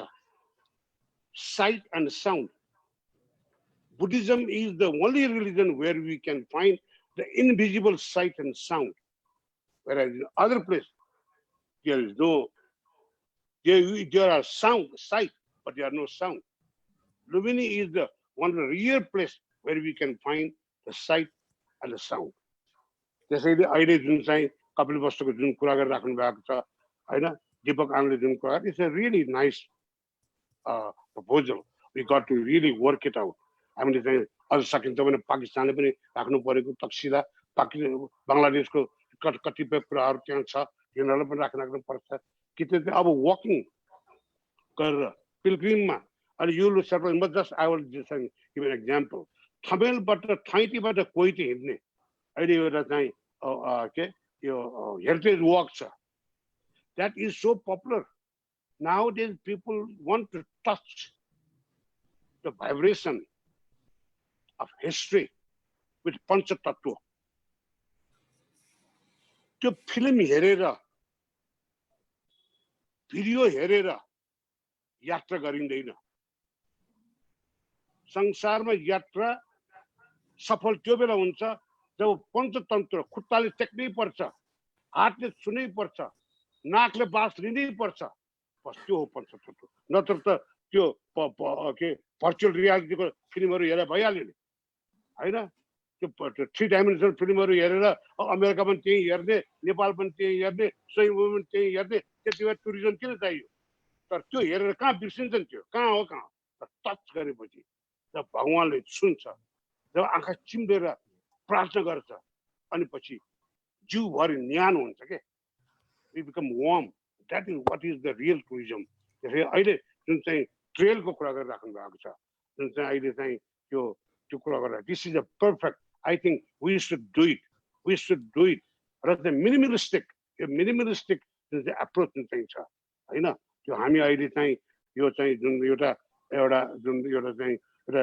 प्लास्टिक यो के एजमा छ हामी के जे चिज देख्यो त्यो प्लास्टिक जस्तो घरमा डिजाइन गर्दाखेरि पनि के मार्बल राख्नै पर्ने ओहो मार्बल राख्ने त्यो नै नगर्ने हैन त्यो but this is very Goudie हैन Goudie you don't sell gaudy thing in tourism because tourism is a very sophisticated business. Tourism is a very sophisticated business, and tourism is the market where you get the intellectuals. मान्छेहरु आउँछ त्यसलाई त नव धनाढ्य त्यो पैसाको जोरमा त्यो तपाईको चाहिँ यता सुनको सिक्री गरेर राखेर त्यो गर्ने पर्यटक काम लाग्दैन 10 तोलाको सुनको सिक्री गरेर त्यो डनहरुले जस्तै त्यो पैसा खर्च गर्न जान्दैन उनीहरु हैन त्यसकारण intellectual tourists are sophisticated mind and sophisticated mind understand what is the beauty. They know the definition of a beauty. The person who don't know the definition of beauty, that tourism is not for them. त्यसैले the Bikram, I think thank you very much for giving me this opportunity. Now I want to listen. हैन किनभने I really want to listen. त्यो जुन चाहिँ आज त्यो जुन चाहिँ अलिअलि त पढाइ लेखा थिए मैले त्यो दुईटा चाइनिजहरुको चाहिँ पढाइ लेखा थिए त्यो बेला पनि कल्पनामा चाहिँ माइ गॉड हैन 1300 वर्ष पहिले एउटा मान्छे चीनबाट हिँडेर कस्तै आइपुग्यो त्यो कल्पनाको सागरमा डुब्दा पनि म छक्क पर्थे म मेरो बुढीलाई भन्दाखेरि यस्तो पनि हुन सक्छ र भने 1300 वर्ष पहिले अहिले हामी स्वयं समाधान प्लेन चढ्छ यो एउटा चाहिँ गाडी चढेर जान्छ 1300 वर्ष पहिले बाटो थिएन के थिएन हैन त्यसैले यी कुराहरुले यो कुरा मात्र गर्न साथै एउटा माइन्ड बबलिङ हुन्छ के this is what is the true spirit of tourism भोलि पर्यटन बेच्नु भनेकै यही हो कि आर्टिफिसियल टुरिज्म होइन त्यो त्यहाँ लास भेगासको टुरिज्म होइन बुझ्दैन एटलान्टिकको टुरिज्म होइन त्यो हाम्रो क्यासिनोको यो सोल्टी होटलको क्यासिनोको टुरिज्म होइन अहिले टुरिज्म भनेको यो हो यो feel have a feeling thank you Vikram thank you very much thank you दाइ थ्याङ्क यू म बोलौँ अनम्युट भयो ठिक छ थ्याङ्क यू दाइ thank you for all your good advice and suggestion. Of course, whatever suggestion and good advice that comes from you, these are all tested experience. That makes the difference, listening to Karna Sakedai and listening to other academia. Okay, so this is the difference. And we are very grateful to you. You have really given us a good guideline and good direction.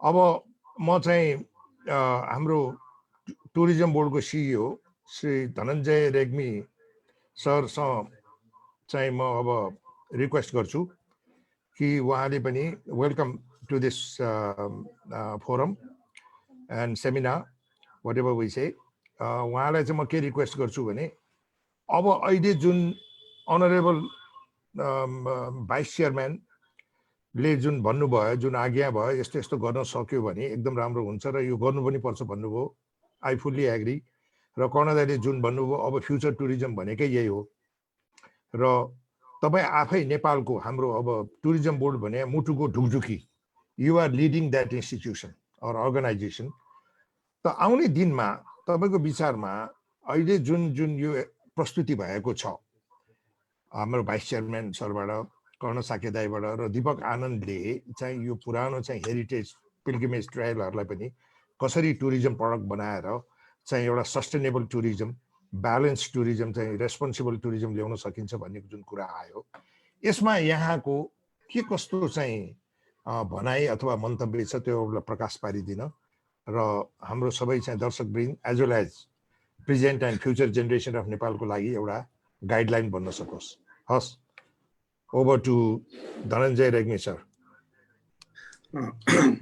Vikram sir यहाँलाई धेरै धेरै धन्यवाद यहाँले मलाई यो अवसर जुटाइदिनु भयो आफ्ना केही शब्दहरू योभन्दा अघि पनि एउटा वेबिनारमा यहाँले इन्भाइट गर्नुभएको थियो केही कारणवश म त्यसमा एटेन्ड गर्न सकिनँ र त्यसमा नन्दजीले नेपाल पर्यटन बोर्डबाट आफ्ना कुराहरू राख्नु भएको थियो र आजको यो दिनमा साँच्चै म अघि हुन त अब कर्ण साकेदाईले पनि म विद्यार्थी हुँ भन्दै हुनुहुन्छ म त तपाईँहरू सबैको अगाडि सानो विद्यार्थी नै साँच्चै नै भन्दा नर्सरीको विद्यार्थी जस्तै छु र यहाँहरू सबै अब युनिभर्सिटीको प्रोफेसर छ र धेरै कुराहरू जाने मैले र मैले आज तपाईँहरूसँग यति कुरा सुनिसकेपछि नेपाल पर्यटन बोर्डले साँच्चै नै कुन बाटो लिएर अगाडि बढ्नुपर्छ भन्ने कुरा चाहिँ मलाई केही न केही एउटा नयाँ दृष्टि चाहिँ मैले प्राप्त गरेको छु जुन चाहिँ म अगाडि पक्कै नै बढाउने छु And well, Deepakji, I don't know if you really understand Nepali or not, but I would like to thank you for all your effort to reestablish this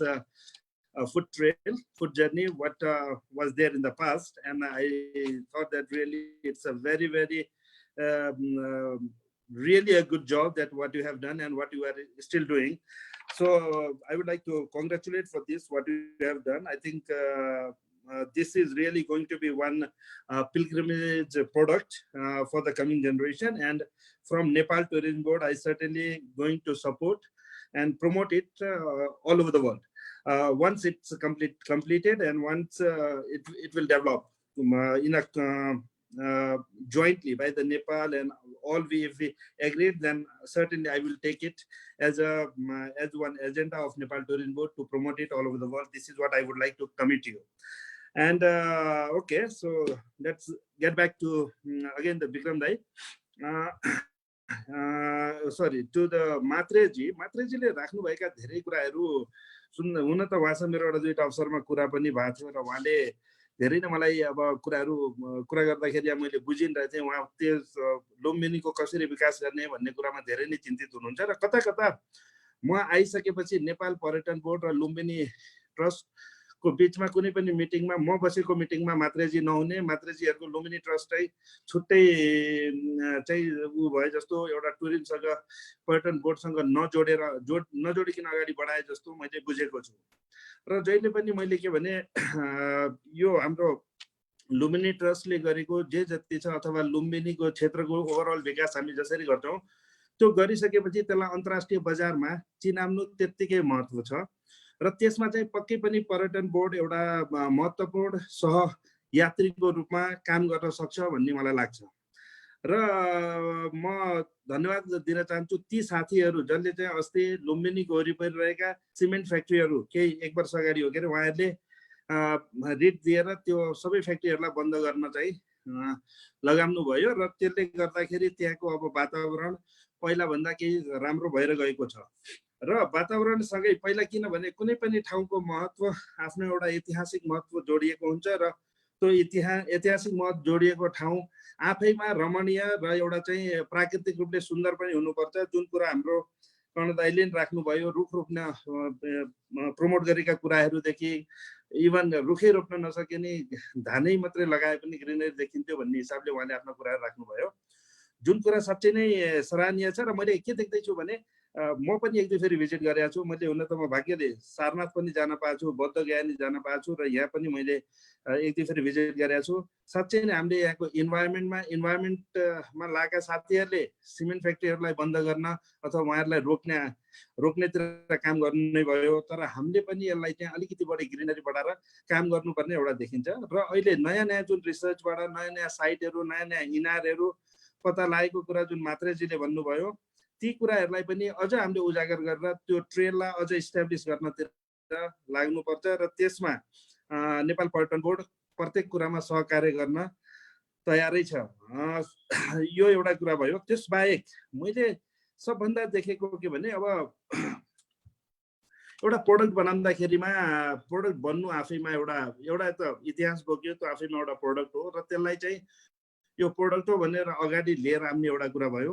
र यो प्रोडक्ट हो भनेर तपाईँ हामी एउटा सानो ग्रुपले मात्रै जानेर भएन। नेपालले कर्ण साक्य दाइले भनेको कराएर मात्रै this is the birth place of lord Buddha भनेर मात्रै कराएर नै पुग्दैन। यसलाई चाहिँ एउटा व्यवस्थित अथवा एउटा प्लान गरेर नै यसलाई संसारको बुद्ध मार्गीहरूसँग अथवा धर्म बुद्धको ले देखाएको बाटोमा हिँड्न खोज्ने सबैसँग पुर्याउनु पनि त्यत्तिकै महत्त्व छ। र कसरी पुर्याउने त्यसमा एउटा स्ट्राटेजिक प्लान चाहिँ हामीले बनाउनु पर्ने आवश्यक देख्छु।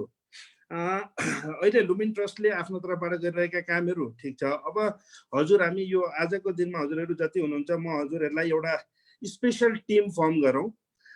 त्यसमा चाहिँ हजुरको यसको काम चाहिँ नै हाम्रो बुद्धिस्ट सर्किटहरूको चाहिँ मानै काम गर्ने भनेर चाहिँ लगाऊ। र यसमा चाहिँ अहिले हाम्रो दीपक आनन्दजीले भनेको जुन एउटा नयाँ प्रोडक्टको कुरा गर्नुभयो त्यसमा पनि जाउँ। र आजसम्म विक्रम पाण्डे दाइले भन्दै आउनु भएको Buddhist circuit on Buddha's life across South Asia भनेर त्यसमा पनि हामी चाहिँ काम गरौँ सँगै। र यसमा अब मैले यसो बुझ्दाखेरि नेपालमा यो सम्बन्धी सबभन्दा बढी जानकारी राख्नेमा हजुर विक्रमजी, मात्रेजी र कर्ण साक्य दाइ नै हुनुहुन्छ। र यहाँहरू तिनैजनालाई यो प्रोडक्ट डेभलपमेन्टमा पनि र यसलाई अन्तर्राष्ट्रिय बजारमा कसरी लिएर जाने एउटा स्ट्राटेजी बनाउनमा पर्यटन बोर्डलाई हामी अहिले बजेट बनाउने क्रममा छौँ। हामी यो पटक चाहिँ यहाँहरूलाई मैले विशेष फोकस बुद्ध सर्किटहरूमा राख्न म खोजि नै रहेको छु। किनभने मैले आइसकेपछि नै देखेको हामी धेरै टाढा घुम्दा रहेछौँ, अमेरिका पुगेर प्रचार भन्छौँ, युरोप सबै डुल्दा रहेछौँ, तर आफ्नै छिमेकी भारतमा पनि राम्रोसँग घुम्न पाएनौँ। र वान स्टप डेस्टिनेसन भएका नजिकैका तपाईँको अथवा तुरन्तै फ्लाइट सुरु गर्न सकिने विभिन्न ठाउँहरू श्रीलङ्कामा होला, तपाईँको म्यानमारमा होला, अथवा यस्ता कन्ट्री जहाँको पुरै पपुलेसनै नेपालमा आतुर छ उहाँहरूमा हामीले आफ्नो प्रचार प्रसार गर्न नसकेको कुरा देखिन्छ। र यी कुराहरूलाई ध्यानमा राख्दै म यहाँहरूसँग एउटा विनम्र अनुरोध के गरेँ भने एउटा क्लियर प्लान लिएरै आज भोलिमै, किनभने हामी आजको 5-6 दिनभित्र हामी ओभरअल बजेट बनाएर भेट्दाखेरि मैले यो पटक फोकस एउटा बुद्धिस्ट उसमा चाहिँ बढी फोकस गरेर अगाडि बढौँ भन्ने चाहिँ यहाँहरूलाई मैले रिक्वेस्ट गरेँ। अझ एउटा कुरा मैले के पनि एउटा महसुस गरेको छु भने हामी हिन्दू सर्किट र नयाँ बुद्धिस्ट सर्किटको कुरा गर्दाखेरि हिन्दू सर्किटहरू अथवा रामायण सर्किट बनाउला, भोलि महाभारत सर्किट बनाउला, यसमा चाहिँ त्यति गाह्रो, किनभने यो इन्डियासँग चाहिँ हामी तुरन्त गर्न सक्छौँ र धेरै कुराहरू धेरै हाम्रा ग्रन्थहरूमा लेखिएका छन् र हामीहरू जाने बुझेका कुराहरू छन्। तर जब हामी यहाँ बुद्ध सर्किटको कुरा गर्छौँ अथवा बुद्धिज्म डेस्टिनेसनहरूको कुरा गर्छौँ, त्यो बेलामा हामीहरूको नलेज अथवा अझ पनि हामीले धेरै नै अध्ययन अनुसन्धान गर्नुपर्ने बाँकी रहेको देखिन्छ। तर अहिले जुन हिसाबले अलिकति बढी हामीले त्रिभुवन विश्वविद्यालयमा 10-15 वर्ष भयो, 10-12 वर्ष भयो क्या बुद्धिस्ट डिपार्टमेन्टै खोलेर अगाडि बढाइएपछि अलिकति यतातिर अध्ययन अनुसन्धान बढेको जस्तो बुझ्छु मैले। र जति त्यता भए पनि यसलाई के भने अन्तिम भनेको चाहिँ हामीले यसलाई कसरी संसारलाई चिनाउने, नेपाल चिनाउन जति सजिलै हिमाल आरोही अथवा हिमाललाई माया गर्ने मान्छेहरूले सगरमाथा भनेर चिने, त्योभन्दा अझ धेरै ठुलो पपुलेसन हामीले यो बुद्धिज्मलाई चाहिँ हामीले राम्रोसँग मार्केटिङ गर्न सक्यो भने नेपालको पनि त्यही अनुसारले पहिचान हुन सक्छ। र नेपालमा जुन हामीले एउटा जहिले पनि टार्गेट लिन्छौँ नम्बर अफ भिजिटर्सको अथवा पर्यटकहरूको, त्यो पनि सजिलै टार्गेट मिट गर्न नि सक्छौँ। त्यसको लागि म पर्यटन बोर्डको तर्फबाट यहाँहरूसँग सहकार्य गर्नलाई जहिले पनि तत्पर छु र ढिलो नगरौँ, किनभने यो बोलीमा मात्रै नरहोस्। म यहीबाटै भन्दैछु, अघि पनि भने छिटै 2-3 दिनभित्रै हामी भेटेर यस सम्बन्धी एउटा क्लियर कङ्क्रिट बनाऊ र कुन कन्ट्रीमा कसरी जाने। अब लकडाउन खुल्ला कुनै दिन, अब यो कोभिड-19बाट हामी बाहिर निस्क्यौँला, ननिस्किए नि त्यति बेलासम्म हामी डिजिटल प्लेटफर्ममा सकेसम्मको काम गर्न सक्छौँ। र मलाई थाहा छ विक्रम दाइले वर्षौँदेखि यसमा काम गरिराख्नु भएको छ होइन, र उहाँका केही प्रेजेन्टेसनहरू पनि मैले सुनेको छु अथवा देख्न पाएको छु। यहाँ मेरो अगाडि नै छ एउटा, मैले त्यही पनि हेर्दै पनि थिएँ केही दिन अगाडि। त्यही भएर मैले यहाँहरूलाई यही भन्न चाहेँ र यस्तो राम्रो कार्यक्रम यो वेबिनार आयोजना गरिदिनु हुने सबै साथीहरूमा म धन्यवाद दिन चाहन्छु। र हामीलाई सुनिरहनु भएको साथीहरू, यहाँहरूलाई पनि कुनै नयाँ आइडिया छ आज यहाँ सुनेको बाहेक कहाँ गरौँ भन्नुहुन्छ भने पर्यटन बोर्डमा अरू पनि कुनै यो हामीले बुद्धिस्ट सर्किटलाई संसारभरि चिनाउन अरू केही नयाँ अवधारणाहरू तपाईँको छ भने एनटिभीको वेबसाइट, तपाईँको हाम्रो इमेल तपाईँले वेबसाइटमा देख्न सक्नुहुन्छ, त्यहाँ पठाइदिनुहोस्। यहाँहरूबाट प्राप्त भएका रायहरू पनि हामी त्यसमा समावेश गरेर यो के अरे बुद्धिस्ट सर्किटलाई नेपालमा इस्टाब्लिस गरेर अगाडि बढाउन सहयोग गर्नेछौँ। म यति नै भन्दै यहाँहरूबाट बिदा लिन चाहन्छु। विक्रम दाइ धन्यवाद। Thank you sir. मैले अघि नै भने अब हाम्रो पर्यटनको ढुकढुकी भने तपाईँ हो, त्यस कारण अब आउने दिनमा यो ढुकढुकीलाई चाहिँ बडा प्रोडक्टिभ र सन्तुलित भएमा अगाडि बढाउनु हुन्छ भन्ने हामी सबैले आशा एवं भरोसा गरेका छौँ। Thank you.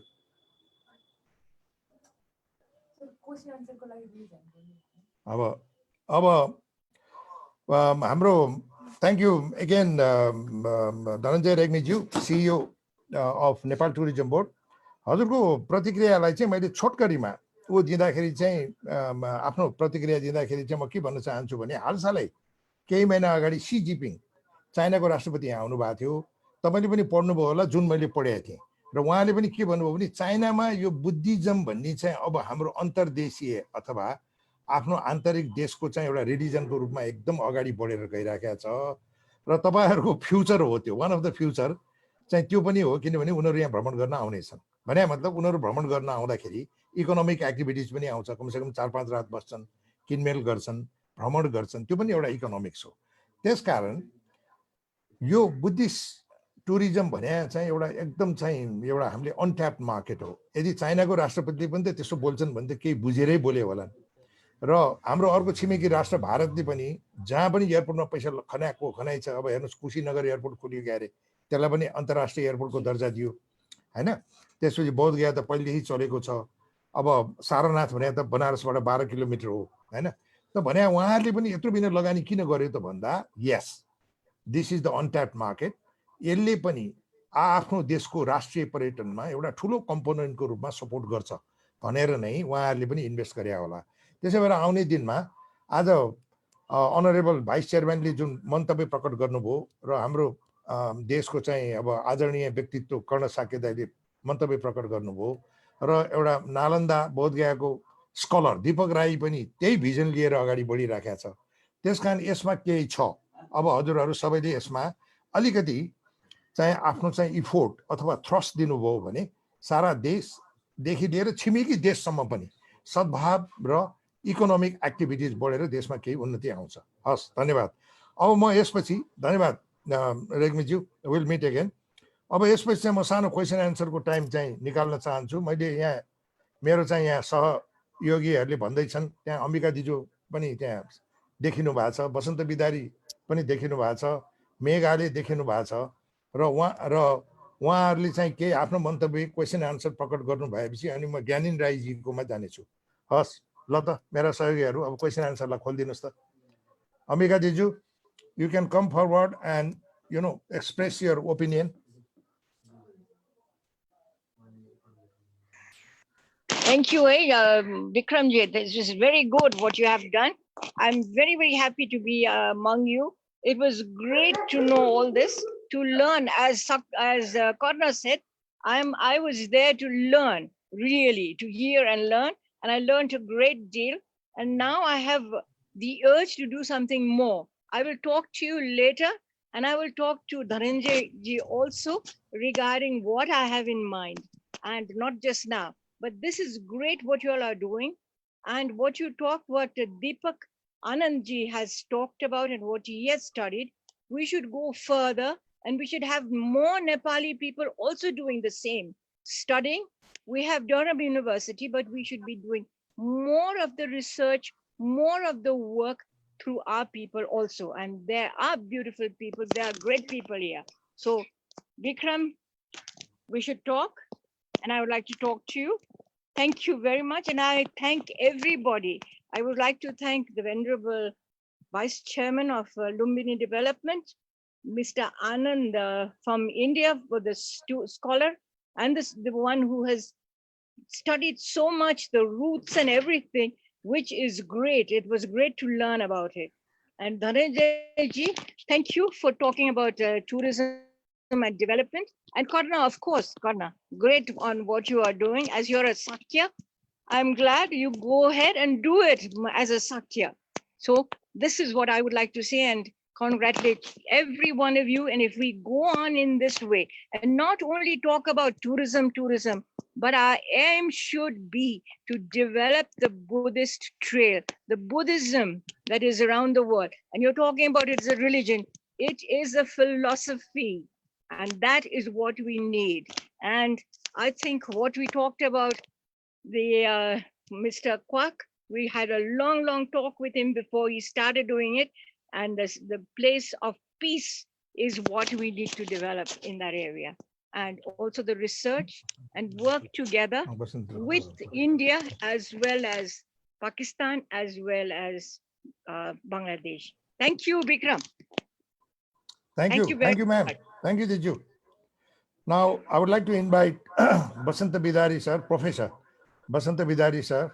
Of course, when you take the name of Basanta Bidari and Lumbini, it comes as a synonymous. If you know Lumbini, you know Basanta Bidari, and if you know Basanta Bidari, you know Lumbini. So remember this, otherwise you will fail in quiz contest competition. Welcome. Thank you, Vikram. And of course, we would like you to say something, how this vision, which Venerable Mate has, put forward, how this vision Karna Sakedai has put forward, and how this vision CEO Saab, Regmi sir has put forward, and how this vision Ambika Diju has put forward, and even Deepak Anand, our Chimeki Rashtra, would say Liako Cha. So we'd like to know something so that, we can all make it possible. Thank you, Vikram Dai. It's a wonderful, this conference, or you may say seminar. I want to add something with the Deepak Anand. When we talk about the Xuanzang, he left from Shravasti, then he came to Kapil Vastu, what we are, working on this. So Xuanzang, he visited many places in Kapil Vastu. Of course, Krakuchanda Buddha, Kanakmuni Buddha, then he went to Sakrawa, where the Sakyas were massacred. Even he went to that place where Siddhartha sat in meditation. Not only that, after that, about 14, 15 to the southeast, he went to Sharakupa, from Sarakupa, he came to Lafani Garden, Lumbini. So we can make one small package on Kapil Vastu itself, taking pilgrims or tourists, showing them all the Xuanzang's visited places and what Xuanzang had seen that area. So this can be a small package for Kapil Vastu itself. It will be a 2 days package, because from Xuanzang came to Tilorakot first, Kapil Vastu, then he went to Gotihawa, then he came to Niglihawa, again he talked about the Nigrodha Rama, then he went to Sagrahawa. He explained that he saw the 100,000 stupas built in the memory of Saki heroes. Then he talked about the jamun tree. That's the Indian blackberry, we call it jamun. So today there is a small river called Jamuar. Probably it is a name after that tree. So we can create that area as a Siddhartha's first meditation spot. Then after that, Xuanzang talk about the Sarakupa. Sarakupa is that spot during the marriage competition. He shoot an arrow and went 30 li further and hit paired in the ground. Then the water came out. So even today, I saw many Malaysian and the Japanese people, they were asking me, where is that kupa? We want to collect that water because it is so pure and the purify and the sacred for us. So then we can create this trail in Kapil Vastu itself. So we can make them to walk. It is not very long distance. It's a 5 or 10 kilometers areas. So pilgrim, they can visit all these places, especially the Chinese. They will be very happy to know that Xuanzang, he walked in this area and he described these places. Then when you come to then Lumbini, of course, Lumbini, the sacred garden area, very small area. And whatever he mentioned that, according to that, we have discovered these places. And from there, he come to Ramagrama. So Ramagrama, there are beautiful stories given, the description given by Xuanzang. Even the night time, the wild elephant come and offer the water and flower to the stupa. Even the night time, there's a light coming from the stupa. He saw some Sangharama there. He saw some monks staying there.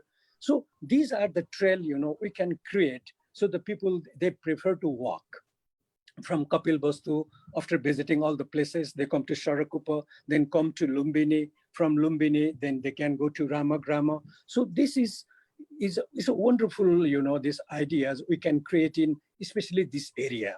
And one more thing is that in Xuanzang's report, which is translated by many scholars, especially Samuel Bill and Thomas Water, and there is one more place he mentioned about it, a small habitation before reaching to Ramagrama. That may be the Devadaha.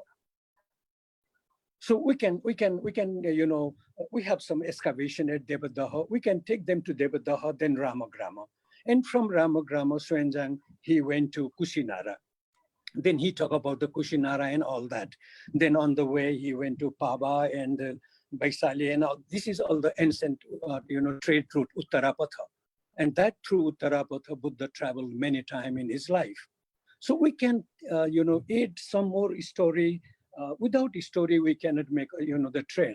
So we have to, based on the Xuanzang's description, which is already in an English version, and there are many writers, they have given all this description there. So we can make a trail based on the Xuanzang's, footsteps. Like we talk about the Buddha's footstep, same like at the Xuanzang's footsteps in Nepal Tarai. So we can add from, from Sravasti coming down to Nepal border. That time there was no Nepal. Even Xuanzang mentioned that from Sravasti, certain few 6 li further, there was a Kashyapa stupa, Kashyapa Buddha's, the place. And there's a stupa, he mentioned that. Then he come to Tilorakot or Kapila Vastu. But many stories when Xuanzang mentioned that it is very difficult to identify these places. Because Xuanzang mentioned that Kapil Vastu city was, Kapil Vastu was 4,000 li. The city was 15 to 16 li in radius, and nearby there is a 100 monastery, Sangharama. And I'm walking these areas in the last 30 years, and it's very difficult us to identify where is that Sangharama which Xuanzang has mentioned it. So these are some of the, the areas it is still difficult to identify. Otherwise, we can make a beautiful trail in this area. This is what I like to do it. So I request Deepak to come and walk all these places and let's make a map, or I can help him when he come to Kapil Vastu. I can show all the places to him. So this is what this is my opinion, Bikram sir. So thank you very much. Thank you, sir. Thank you. Very enlightening. Thank you. Thank you. Now, as I said before, now I would like to go over to Meghalaya. Is he around?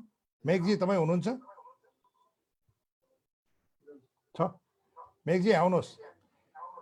So, Meghalaya is one of our very proactive personality of tourism, adventure tourism in Nepal. So he always invents and reinvents new, adventure activities in our country. And he presents the world that Nepal is always a place to find a new adventure. And whenever people are talking about new adventure, people have not known about it before. Meg is there. Thank you for praising all those good words, Bikram Dai. Can you all hear me? Namaste Sure. सबैलाई. Sure, sure. अब त्यो adventure tourism भन्दा नि आज म एउटा आफ्नो लागेको फिलिङ चाहिँ शेयर गर्न चाहन्छु. Conservationist as well. विशेष गरी यो tour de Lumbini pedal for peace हाम्रो vice Had few chairman minutes before, huh? Vikram Oh, दाइले sorry. बिगिनिङ ही has been helping of Bhano, course अहिले भनौँ. No, after this. हामी सुन्दैछौँ. Yeah, I'm listening. So obviously हाम्रो KGS group of hotels and resorts कर्णदाई हाम्रो सुनिलजीले धेरै सघाउनु भएको छ त्यहाँ होस्ट गरेर. So just the idea of tour de Lumbini को कुरा चाहिँ, so एउटा कुरा के भन्नु मन लाग्यो भने हामीले सबै डेभलपमेन्टको कुराहरू गरेका छौँ. यो लुम्बिनीको वरिपरि पिलग्रिमेज सर्किट्सहरू बनाउने. तर एउटा कुरा मलाई के लाग्यो भनेदेखि यो सबै डेभलपमेन्टहरू गर्छौँ, त्यो राम्रो कुरा हो. टुरिज्म पनि आउला त्यो ठिकै छ. तर हाम्रो भनौँ न यो Buddhism philosophy it's not a religion. फिलोसफीको संस्कारलाई हामीले कति ध्यान दिएका छौँ. I think that's a big question mark जस्तो लाग्छ मलाई है. त्यस कारणले संस्कारलाई कसरी भित्राउने भन्ने कुरामा त्यो जस्तो सकारात्मक सोच कर्णदायी हुनुहुन्छ हैन. त्यस्तै अब बुद्धिज्म फिलोसफीको बयान गर्ने धेरै फिलोसफर हैन भन्तेजीहरू गुरुहरू हुनुहुन्छ है. विक्रम दाइ लागि पर्नु भएको छ भनेदेखि have we thought of how we could bring the sanskar हैन. त्यो संस्कार कसरी लिएर आउने है. त्यसमा चाहिँ मलाई त्यो सोध्न मन लाग्यो एउटा कुरा हैन. अनि अर्को चाहिँ मैले टुरिज्ममा आएर के सिकेँ भन्दाखेरि चाहिँ सो मलाई के लाग्यो भने tourism is a is am so close to humanism. So where tourism is, that's where the humanism is. Where humanism is, that's where the tourism thrives. So I'm very much guided with that philosophy. So this currently, the question rises, so who was the discoverer of humanism? Humanism को खोजकर्ता को त भन्दाखेरि simply the answer would be the Hindu prince Siddhartha Gautama. He was the one who discovered the humanism. Now that's known as Buddhism. So I want to clarify त्यो हो कि हैन भनेर हाम्रो चाहिँ भाइस चेयर भन्तेजी हुनुहुन्छ हैन. त्यसो भन्दा ठीक छ भन्तेजी, vice chair ji. Do we agree with that or not? Anyway, so I cannot hear him. So further, I don't know if we all agree with that or not. If we do, so the person who was born in Lumbini, which falls in Nepal, he was the one who discovered the humanism, since he was born in Lumbini, Nepal, discovered that humanism, why that ism cannot be Nepalism? त्यो संस्कार नभएर बुद्धिज्मको प्रचार प्रसार त गर्ने ह्युम्यानिजमको, तर देशमा अहिलेको खिचातानी लडाई झगडा हैन, धुर्त्याई भ्रष्टाचारी जो सबै कुरा भइरहेछ, त्यो हामीले चाहिँ लुम्बिनीलाई प्रमोट त गर्ने, त्यसको संस्कारलाई नभित्राएर हो कि त्यतातिर पनि ध्यान दिनुपर्छ होला. So I really like to promote Nepalism. Nepalism is humanism हैन. त्यसकारणले चाहिँ त्यो यो के अरे मण्डेला, गान्धी, लिङ्कन सबैले हैन यो शान्ति र सद्भावको सहारामै संसार जिते भनेदेखि नेपाल पनि त्यो इजममा, नेपालिजममा लाग्नुपर्छ भन्ने मलाई लाग्छ. So that's the product of Tour de Lumbini Peril for Peace actually, है. So यो भन्न खोजेको कुरा के भनेदेखि यो देशमा इन्सर्जेन्सी भयो, हजारौं मान्छे मरे र नेपालमा शान्ति ल्याउनु पर्छ भन्ने सोचहरू आए. यति मरेका मान्छेहरू त मरेर गए, शहीद भए, तर हाम्रा पोलिटिसियन्सले शान्ति मनाउन जानेनन्, बनाउन खोजेनन् अथवा बिर्से. र जस्तो हिरोसिमा नागासाकी जापानले बिर्सिदैन, सेकेन्ड वर्ल्ड वार जर्मनले बिर्सिदैन भनेदेखि हाम्रो आउने पुस्ताहरूले पनि यति ठुलो इन्सर्जेन्सी भयो, 10 वर्षको इन्सर्जेन्सीमा हजारौं मान्छे मरे, लाखौं विस्थापित भए भनेदेखि शान्ति बनाउनु पर्छ भनेर यो सोचलाई अगाडि बढाएको. यो चाहिँ I presented this in tourism board back in 2008. So अनि कर्ण दाइको त्यो visit Nepal 98 को मैले त्यो concept note पढेँ र यो पनि हुँदो रहेछ. किन, why not we bring tourism as a vehicle of peace. एउटा टुरिस्टले सालाखाला 9 देखि 11 लाई एंगेज गर्छ भनेदेखि हैन, हामीले चाहिँ यसरी टुरिज्म बनायौं भनेदेखि धेरै पर्यटक आउने र मिलियन टुरिस्ट आयो भने कोलाई फेरि बन्दुक बोक्ने फुर्सद हुने, को विस्थापित हुने, को अरब जाने, को राम्रो. अब यिनीहरू सबै पिसमेकर भइसके. त्यसकारणले अब अन्तिममा मैले के भन्न खोजेँ भनेदेखि त्यो tour de Lumbini pedal for peace चाहिँ काठमाडौँदेखि सुरु गरेर त्यहाँले लुम्बिनीमा बुद्ध जयन्तीको दिन पुग्ने र त्यहाँ शान्ति दीप बालेर मनाउने भनेर 2012 देखि सुरु गर्यौं. र भुइँचालोको बेला र पछि चाहिँ हामीले यसपटक पनि मनाउन सकेनौं कोरोनाको कारणले. तर मैले एउटा कुरा के राख्न खोजेको भनेदेखि यो लुम्बिनीमा हरेक वर्ष जस्तो जेनेभामा धेरै कन्फरेन्सहरू हुन्छन्, world environment day, world wetland day भनेर स्लोगनहरू आउँछ. हाम्रो लुम्बिनीमा पनि यो पिस कन्फरेन्स एभ्री इयर होस् र त्यहाँदेखि चाहिँ यो पिस डिक्लेरेसन त्यहाँबाट पनि आओस्. जेनेभाबाट मात्रै किन आउने, नेपालबाट पिसको डिक्लेरेसन हरेक वर्ष आओस्. त्यो सम्भव छ कि छैन त्यो कुराहरू भन्ने कुराहरू म यहाँहरूलाई सोध्न मन लाग्यो. र अर्को चाहिँ अब यो अरू कुरा चाहिँ त त्यति नै हो मैले राख्न खोजेको. यो विषयमा मलाई जानकारी चाहिँ thank you very much for giving me time. Vikram.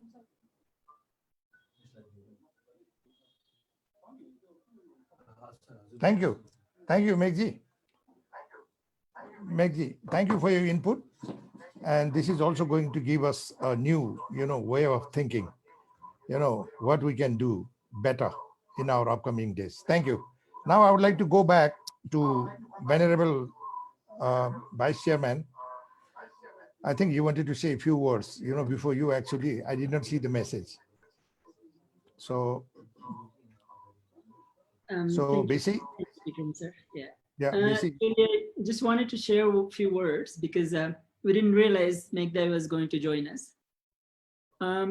What I will do is I will try and summarize a few of concrete things by the end of the discussion to share with you all what we are really going to do, what are going to be the concrete steps we'll take. What I have realized from this very enlightening discussion and ideas from everyone is that it's a great time to form an expert committee as soon as possible to study in detail, really study in detail, and to retrace these pilgrims' roots. There are a few little controversies and few inconsistencies between the pilgrim route mentioned by Fayan, for example, and then later by Xuanzang and others. So as Mr. Basantaji shared all the information with us, while Deepak Anandaji is still walking the trails, I think the next step LDT will take right away is the formation of an expert committee to study these references in detail and to produce a high-level document complete with evidence, photos, historical records that can be shared among the policymakers. We're hoping that within next 3 to 4 months, we'll have a complete picture of whatever is possible based on the history and archive to understand this, so that this can help us in planning and proposing. We're thinking maybe 6-month long timeline to prepare Kapilvastu master plan. And we'd like to come up with the 2 ideas. One is at least generate this walking pilgrimage trail. So I would like all of you to know that your input and discussions, these are not just abstract ideas. We are using it as a think tank just to launch into action. The other thing I wanted to share with especially Megzi is that among the various modes of pilgrimage and tourism and actually experiencing connection with Lumbini region, was another idea that is very important for us is using bicycle tourism, So we're actually hoping that the first leg of this, either it be the Xuanzang's travel route from Kapilvastu to Lumbini, we are thinking to organize a bike ride program on coming World Tourism Day. That's September 27th, I believe. So we've talked to people in Bhairava and Lumbini, all our tour operators there. They're also very inspired. So we had also discussed in our policy planning a year ago already, and also in the ideas that we're working with the World Bank to prepare the Greater Lumbini Area Plan. We have proposed a bike trail to accompany all the circuit route that would connect from Ramgrama, Lumbini, Kapilvastu, Sainamaina, and so forth. There will be a bike lane dedicated for bicycle pilgrimage. So perhaps more ideas can be shared in future to try and really improve it. So this could be another option, when people are coming in Lumbini, and if they don't have time to walk all these places, someone can ride a bicycle as well. We are also looking into introducing electric bikes, rechargeable electric bikes that people can rent and tour around these sites. So some very good concrete ideas. Please take it forward, Bikram sir, and we'll share some more ideas later. Thank you.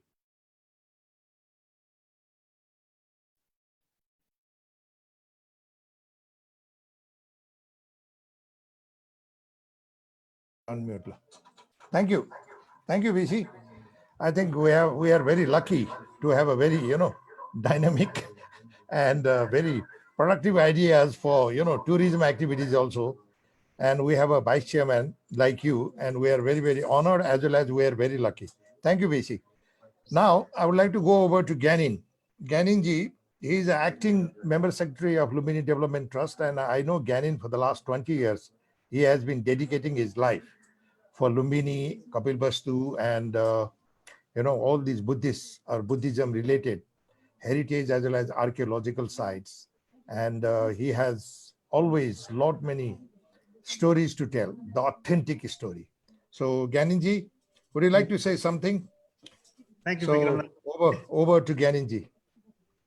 Thank you.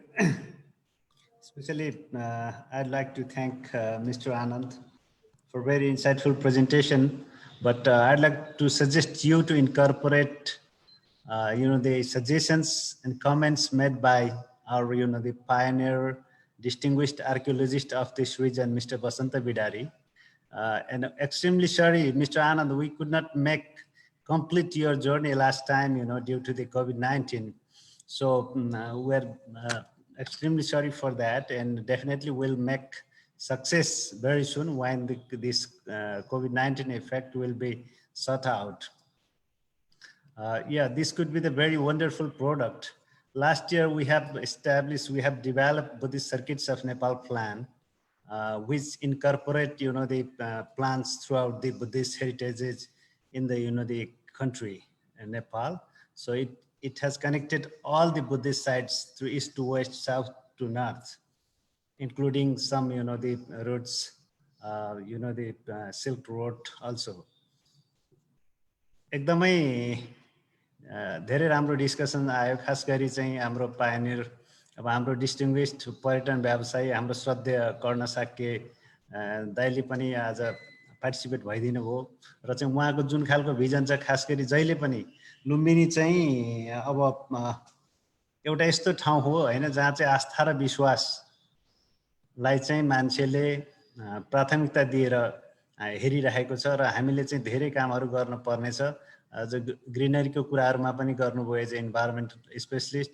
खास गरी कर्ण दाइको चाहिँ अब सोच मोज जो खोज र मोज भन्ने जुन 3टा किताब छ, 3टा किताब पढेपछि धेरै कुराहरू चाहिँ आउँछ र प्राय 3टा यो किताबहरू नपढ्ने मान्छे नेपालमा एकदमै कमै होला र उहाँको चाहिँ फिडब्याक हामीले सधैँ लिइरहेको छौँ। अहिले चाहिँ Lumbini development trust is seriously accelerating, the Kenzo Tange master plan, which has to be complete, the first phase in 1985 and the final completion of 1995. But, still, it's been 42 years. Still, we are discussing on the, the 1 into 3 square mile Tange plan.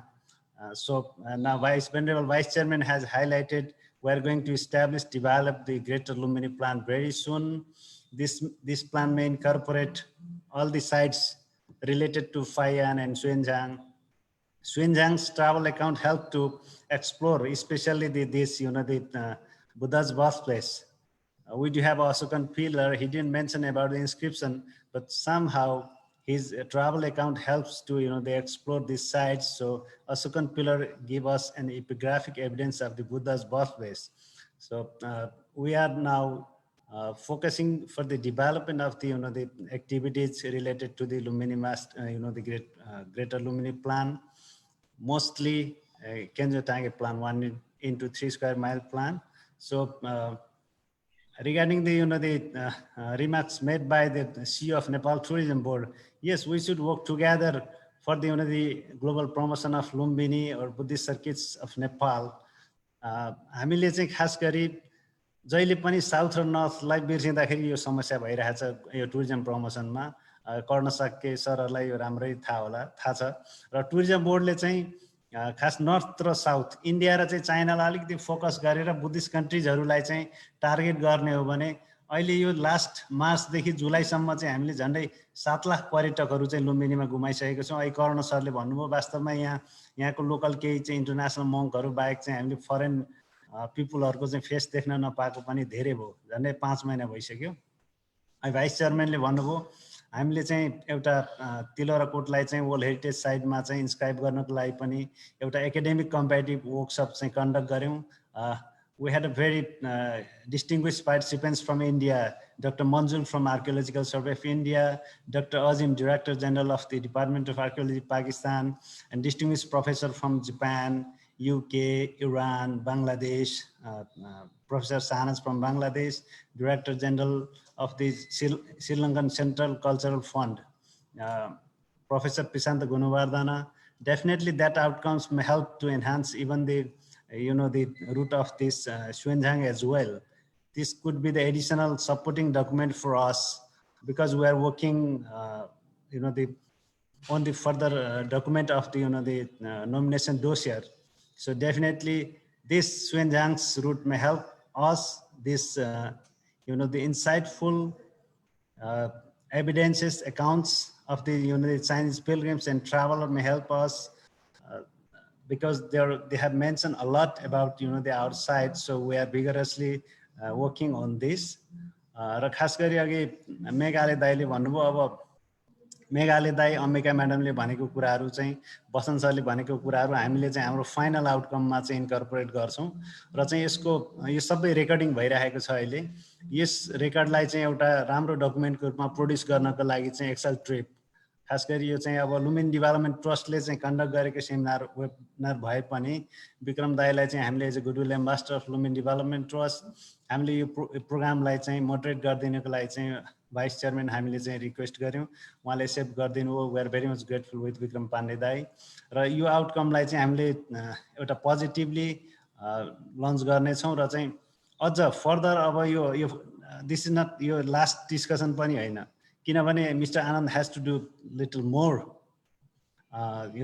about his research. So we have to welcome him in Nepal because last time we could not make his the mission success. So definitely we should make very success in very near future. त्यसकारण अब आउने फेरि अर्को चाहिँ अझ यो खास गरी एकाडेमिसियनहरू बसेर रिसर्चरहरू बसेर उसको जुन रेकमेन्डेसन छ, किनभने बुद्धिस्ट सर्किट अफ नेपाल र इन्डियालाई कनेक्ट गर्न पनि ट्रान्स बाउन्ड्री रिलेसनलाई इन्हान्स गर्न पनि उहाँ उसले चाहिँ प्रस्ताव गरेको जुन इन्डो नेपाल यो सुएन्जाङ रुट छ त्यसलाई प्रमोट गर्नको लागि पनि बुद्धिस्ट सर्किटसँगै पनि कनेक्ट गर्न जरुरी छ। त्यो भएकोले चाहिँ हामी सँगै बसेर अलिकति एउटा कोर टिम इस्टाब्लिस गरेर गर्नु जरुरी छ।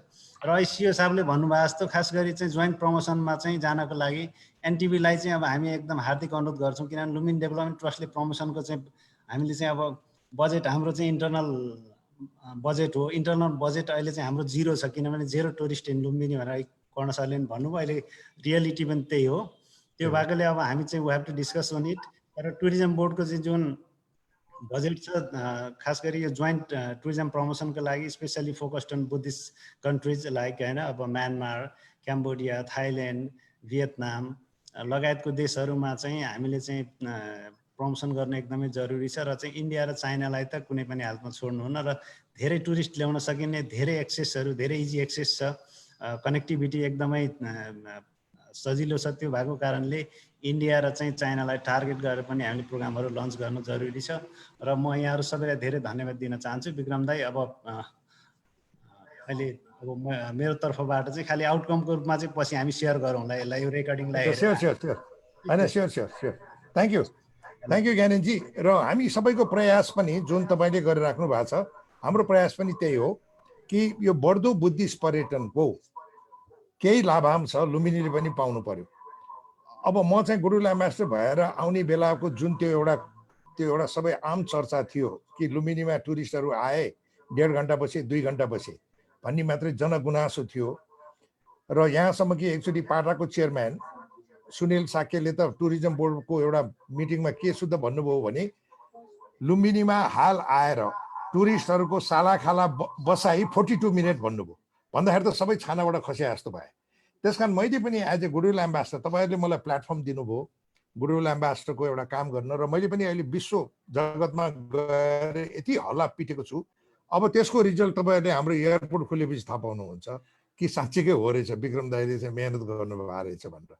र मेरो पनि भनाइ के भने भगवान् बुद्धको जन्मस्थलले पनि यो ब्रोडर बुद्धिस्ट टुरिज्म भन्नुहोस् बुद्धिस्ट सर्किट टुरिज्मको आफ्नो मार्केट सेयर पाउनु पर्यो। र नेपालका दाजुभाइहरूले पनि लुम्बिनीले कपिलवस्तुले पनि त्यसको लाभांश पाउनु पर्यो भनेर मैले काम गरिराखेको छु। र आज त्यसैको यो पनि एउटा हो कन्टिन्युटी। आज हामी यहाँसम्म आइपुगेका छौँ र एयरपोर्ट खोलेपछि यो सबैको लागि खुसियाली हुन्छ। र थ्याङ्क यू ज्ञानेनजी है। वी विल किप अन होइन, हामी working hard for the promotion of Lumbini Kapilvastu cross border tourism whatever विषय।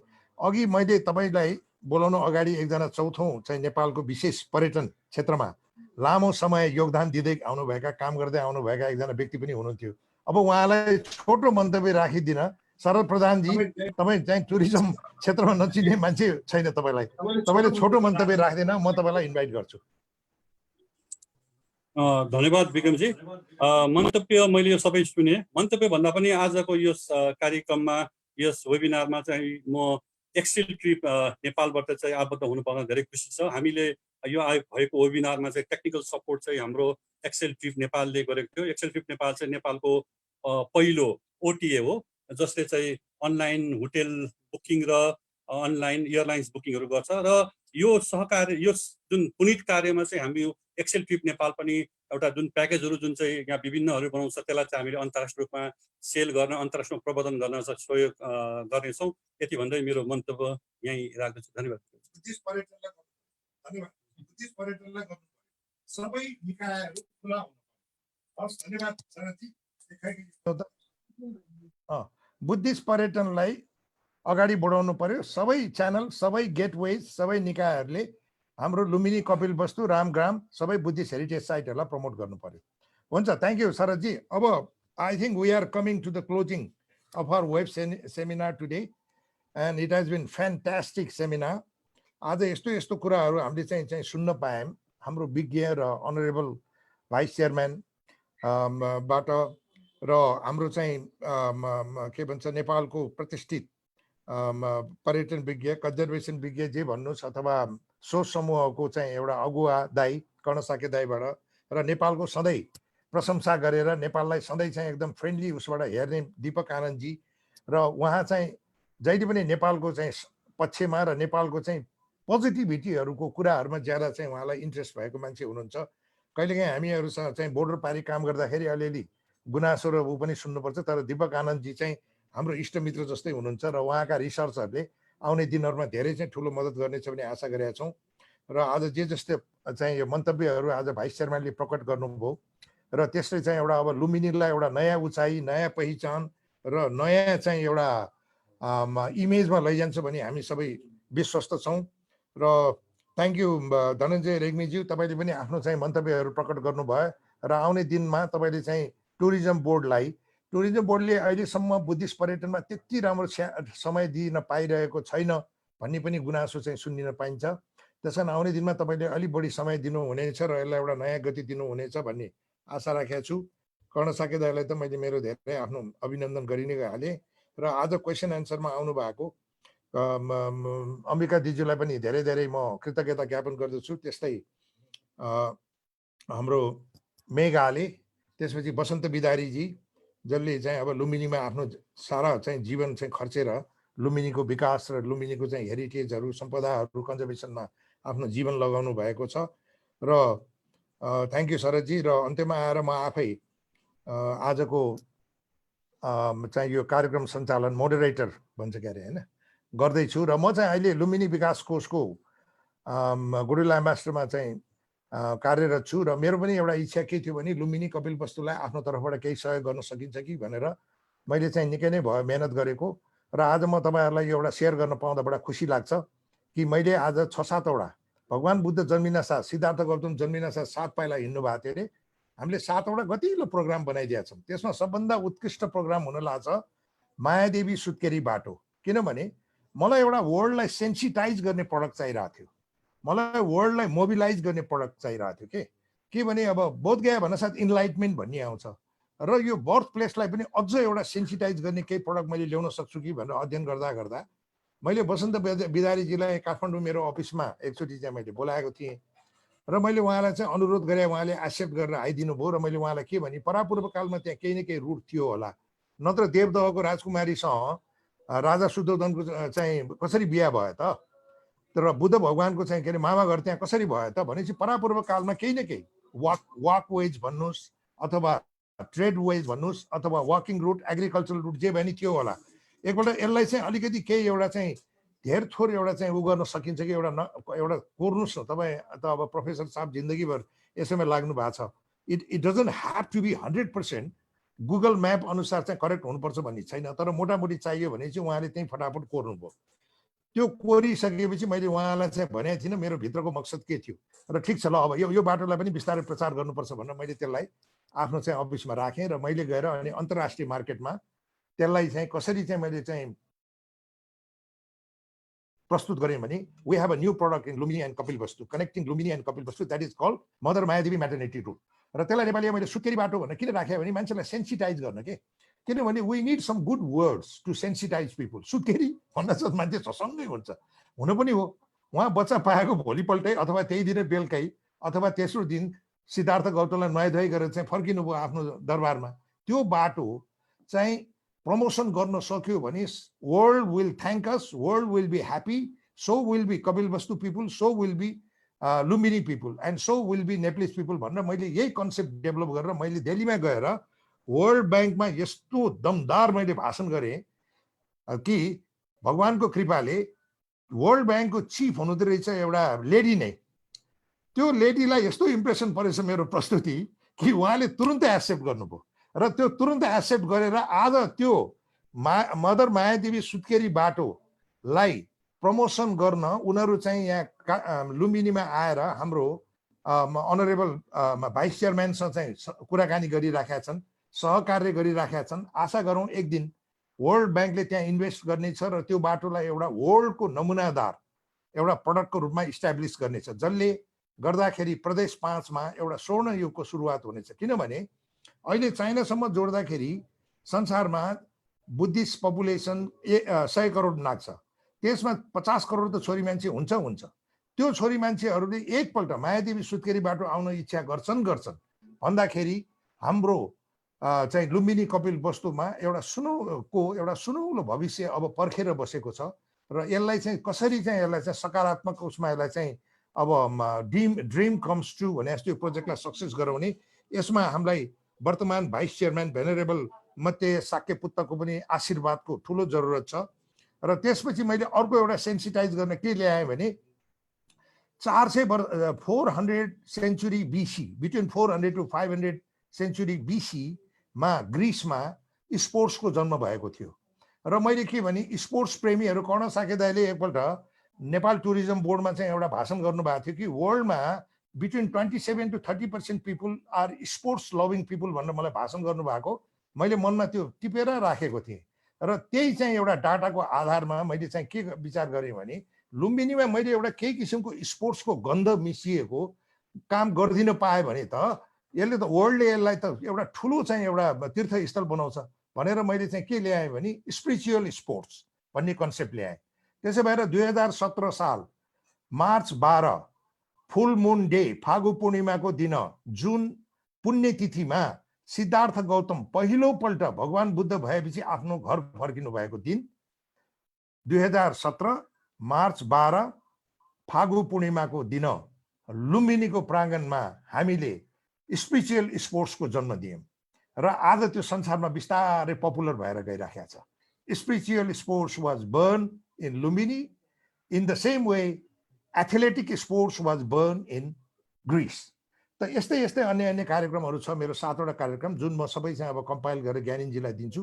ज्ञानिनजी एज ए रिपोर्टर सबैलाई चाहिँ त्यसलाई रिपोर्ट गरेर चाहिँ यो सबै हाम्रो आजको डिस्टिङ्ग्विस्ड प्यानलिस्टहरूलाई चाहिँ बाँडिदिनु होला र सबमिट गरिदिनु होला र आउने दिनमा मबाट के कसो चाहिँ काम हुन सक्छ म चाहिँ त्यसको लागि सधैँ तयार छु। मलाई केही साथी मित्रहरूले र केही पत्रकारहरूले सोधेको थिए, विक्रमजी तपाईँ सरकारले गर्नुपर्ने काममा तपाईँले यो किन काम गरे, के गरे तपाईँले भनेर मलाई एक्चुअली सोधेको थियो। मैले भने किनभने सरकार भने देश बनाउने र देशलाई अगाडि बनाउने काम सरकारको हो, तर घर बनाउने आँगन बनाउने काम हाम्रो हो। आउनुहोस् हामी पनि केही काम गरौँ न भनेर चाहिँ मैले उहाँहरूलाई चाहिँ चित्त बुझाइदिएको थिएँ र उहाँहरूले मलाई किन चाहिँ तपाईँ यस्तो रुचि दिइराख्नुहुन्छ भनेर चाहिँ मलाई फेरि अर्को प्रश्न प्रहार गरेको थिएँ। मैले भने सुन्नुहोस्, यदि कसैले आएर मलाई सोध्छ विक्रम दाई हु आर यु भनेर सोध्यो भने मेरो फर्स्ट आन्सर हुन्छ I M A Nepali tourist. त्यस कारण म जे गरिरहेको छु एज ए टुरिस्ट गरिरहेको छु। म पहिला भ्रमण गर्छु, म त्यसलाई चाहिँ के भन्छ तपाईँको चाहिँ इन्जोय गर्छु, त्यसलाई बुझ्छु, त्यसलाई चाहिँ म अध्ययन गर्छु, त्यसलाई म खोजी गर्छु र त्यो सबैलाई मैले बटुलेर यदि यो राम्रो प्रडक्ट हुनसक्छ भने त्यसलाई राम्रो प्रडक्ट बनाएर समाज देशवासी र सबै चाहिँ एउटा पर्यटन गर्न रुचाउने मान्छेहरूको लागि म त्यसलाई फ्लोट गर्छु जसले सबैलाई सन्तुष्टि ल्याओस्। र सायद भगवान बुद्धले पनि त्यही भन्नुभएको छ होला, सबैको सन्तुष्टि भनेर। र यति भन्दै म आज यो वेब सेमिनारमा उपस्थित हुनुभएका ऋषिमुनि सर मेरो चाहिँ अनरेबल भाइस चेयरम्यान र प्रतिष्ठित विद्वान कर्ण साके दाई र हाम्रो सिओ साहब हाम्रो धनञ्जय रेग्मी, हाम्रो एक्टिङ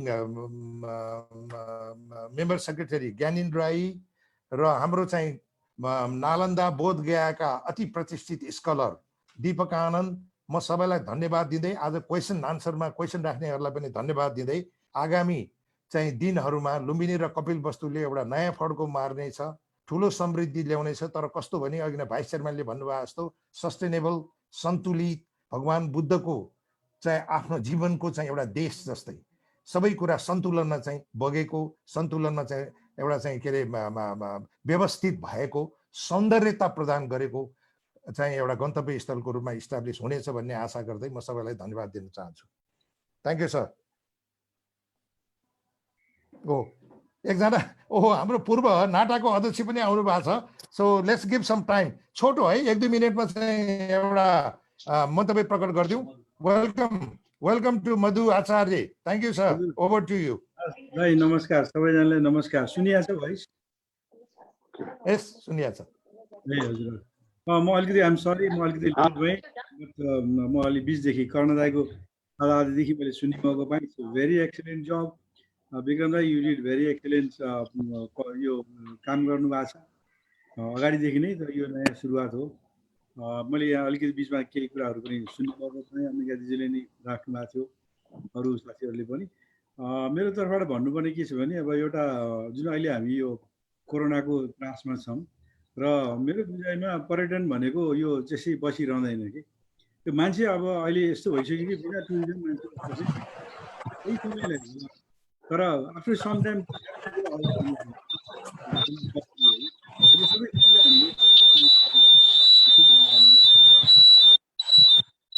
के हो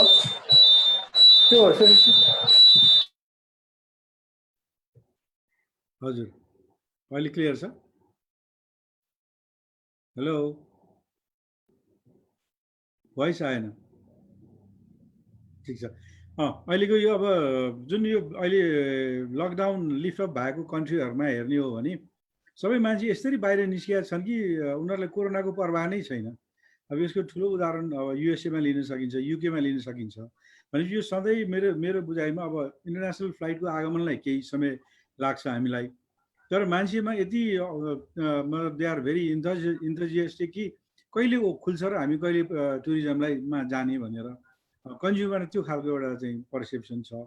थ्रेट एकातिर छ भने अब केही ग्रुपलाई होला, तर अधिकांश ग्रुपलाई थ्रेट भन्दा पनि कहिले घुम्न जाने अवसर पाइन्छ भन्ने खालकैमा देखिन्छ। अब यही चिजलाई हामीले अलि मनन गरेर स्पेसली हाम्रो यो बुद्धिस्ट टुरिज्म सर्किटमा जुन हामी फोकस भएको छौँ, यसमा हामी मात्रै छैनौँ, हामीसँग अरू 7-8वटा मुलुक पनि छन्।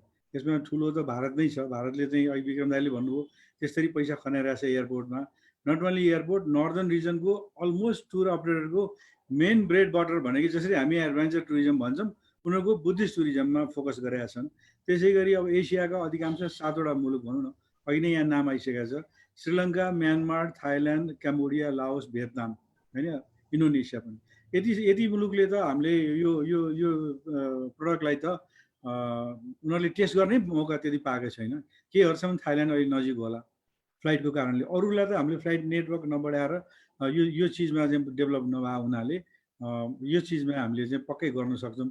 एउटा कुरा चाहिँ अहिले म विक्रम दाइले भनेको कुरा म क्याच गर्छु कि टुरिज्म बोर्डले चाहिँ यो बुद्धिस्ट टुरिज्ममा चाहिँ अलिक जुन खालको हाम्रो जता अरूमा जति प्रवर्धन प्रमोसन गरेका छौँ त्यसमा हामी अलिक कमै भएको छौँ। तर नाटाले fortunately NATA able to organise Buddhist travel mart, होइन, त्यसले गर्दाखेरि अब त्यो एउटा प्लेटफर्म पनि हामी सबैसँग छ। त्यसैलाई हामीले युज गरेर त्यही प्लेटफर्मको मार्फतबाट अहिले त अब हामीले एकचोटि मात्रै गर्ने मौका पायौँ। सकिन्छ भने why not twice a year, यो वर्ष त नसकिएला, इन फ्युचर गऱ्यो भने मलाई लाग्छ यो राम्रो एउटा अवसर हुन्छ हामी सबैलाई। र जुन हाम्रो यति महत्त्वपूर्ण अहिले यहाँ सबै कुराहरू सुन्यौँ, होइन, यति इनभ्यालुएबल प्रडक्ट हामीसँग छ, तैपनि यो एकदमै ओजरमा छ। मलाई लाग्छ अब आउँदो दिनमा यो पक्कै नै यसले एउटा चाहिँ उचित मार्केट, उचित रेस्पेक्ट पाउँछ। धन्यवाद Vikram. Thank you us everybody, and I would like to give thanks to Maitri Vichuलाई म चाहिँ आफ्नो कृतज्ञता ज्ञापन गर्न चाहन्छु। उहाँ आज आउन सक्नु भएन, तर उहाँले मन्त्र वाचन गरेर र वेलकम स्पिच दिएर आजको हाम्रो यो सेमिनारलाई एउटा चाहिँ नयाँ एउटा रूप दिनुभयो र आशीर्वाद दिनुभयो। त्यसको लागि उहाँलाई पनि धन्यवाद दिँदै म आज यहाँ विसर्जन गर्न चाहन्छु। धन्यवाद। Until we meet again. Thank you.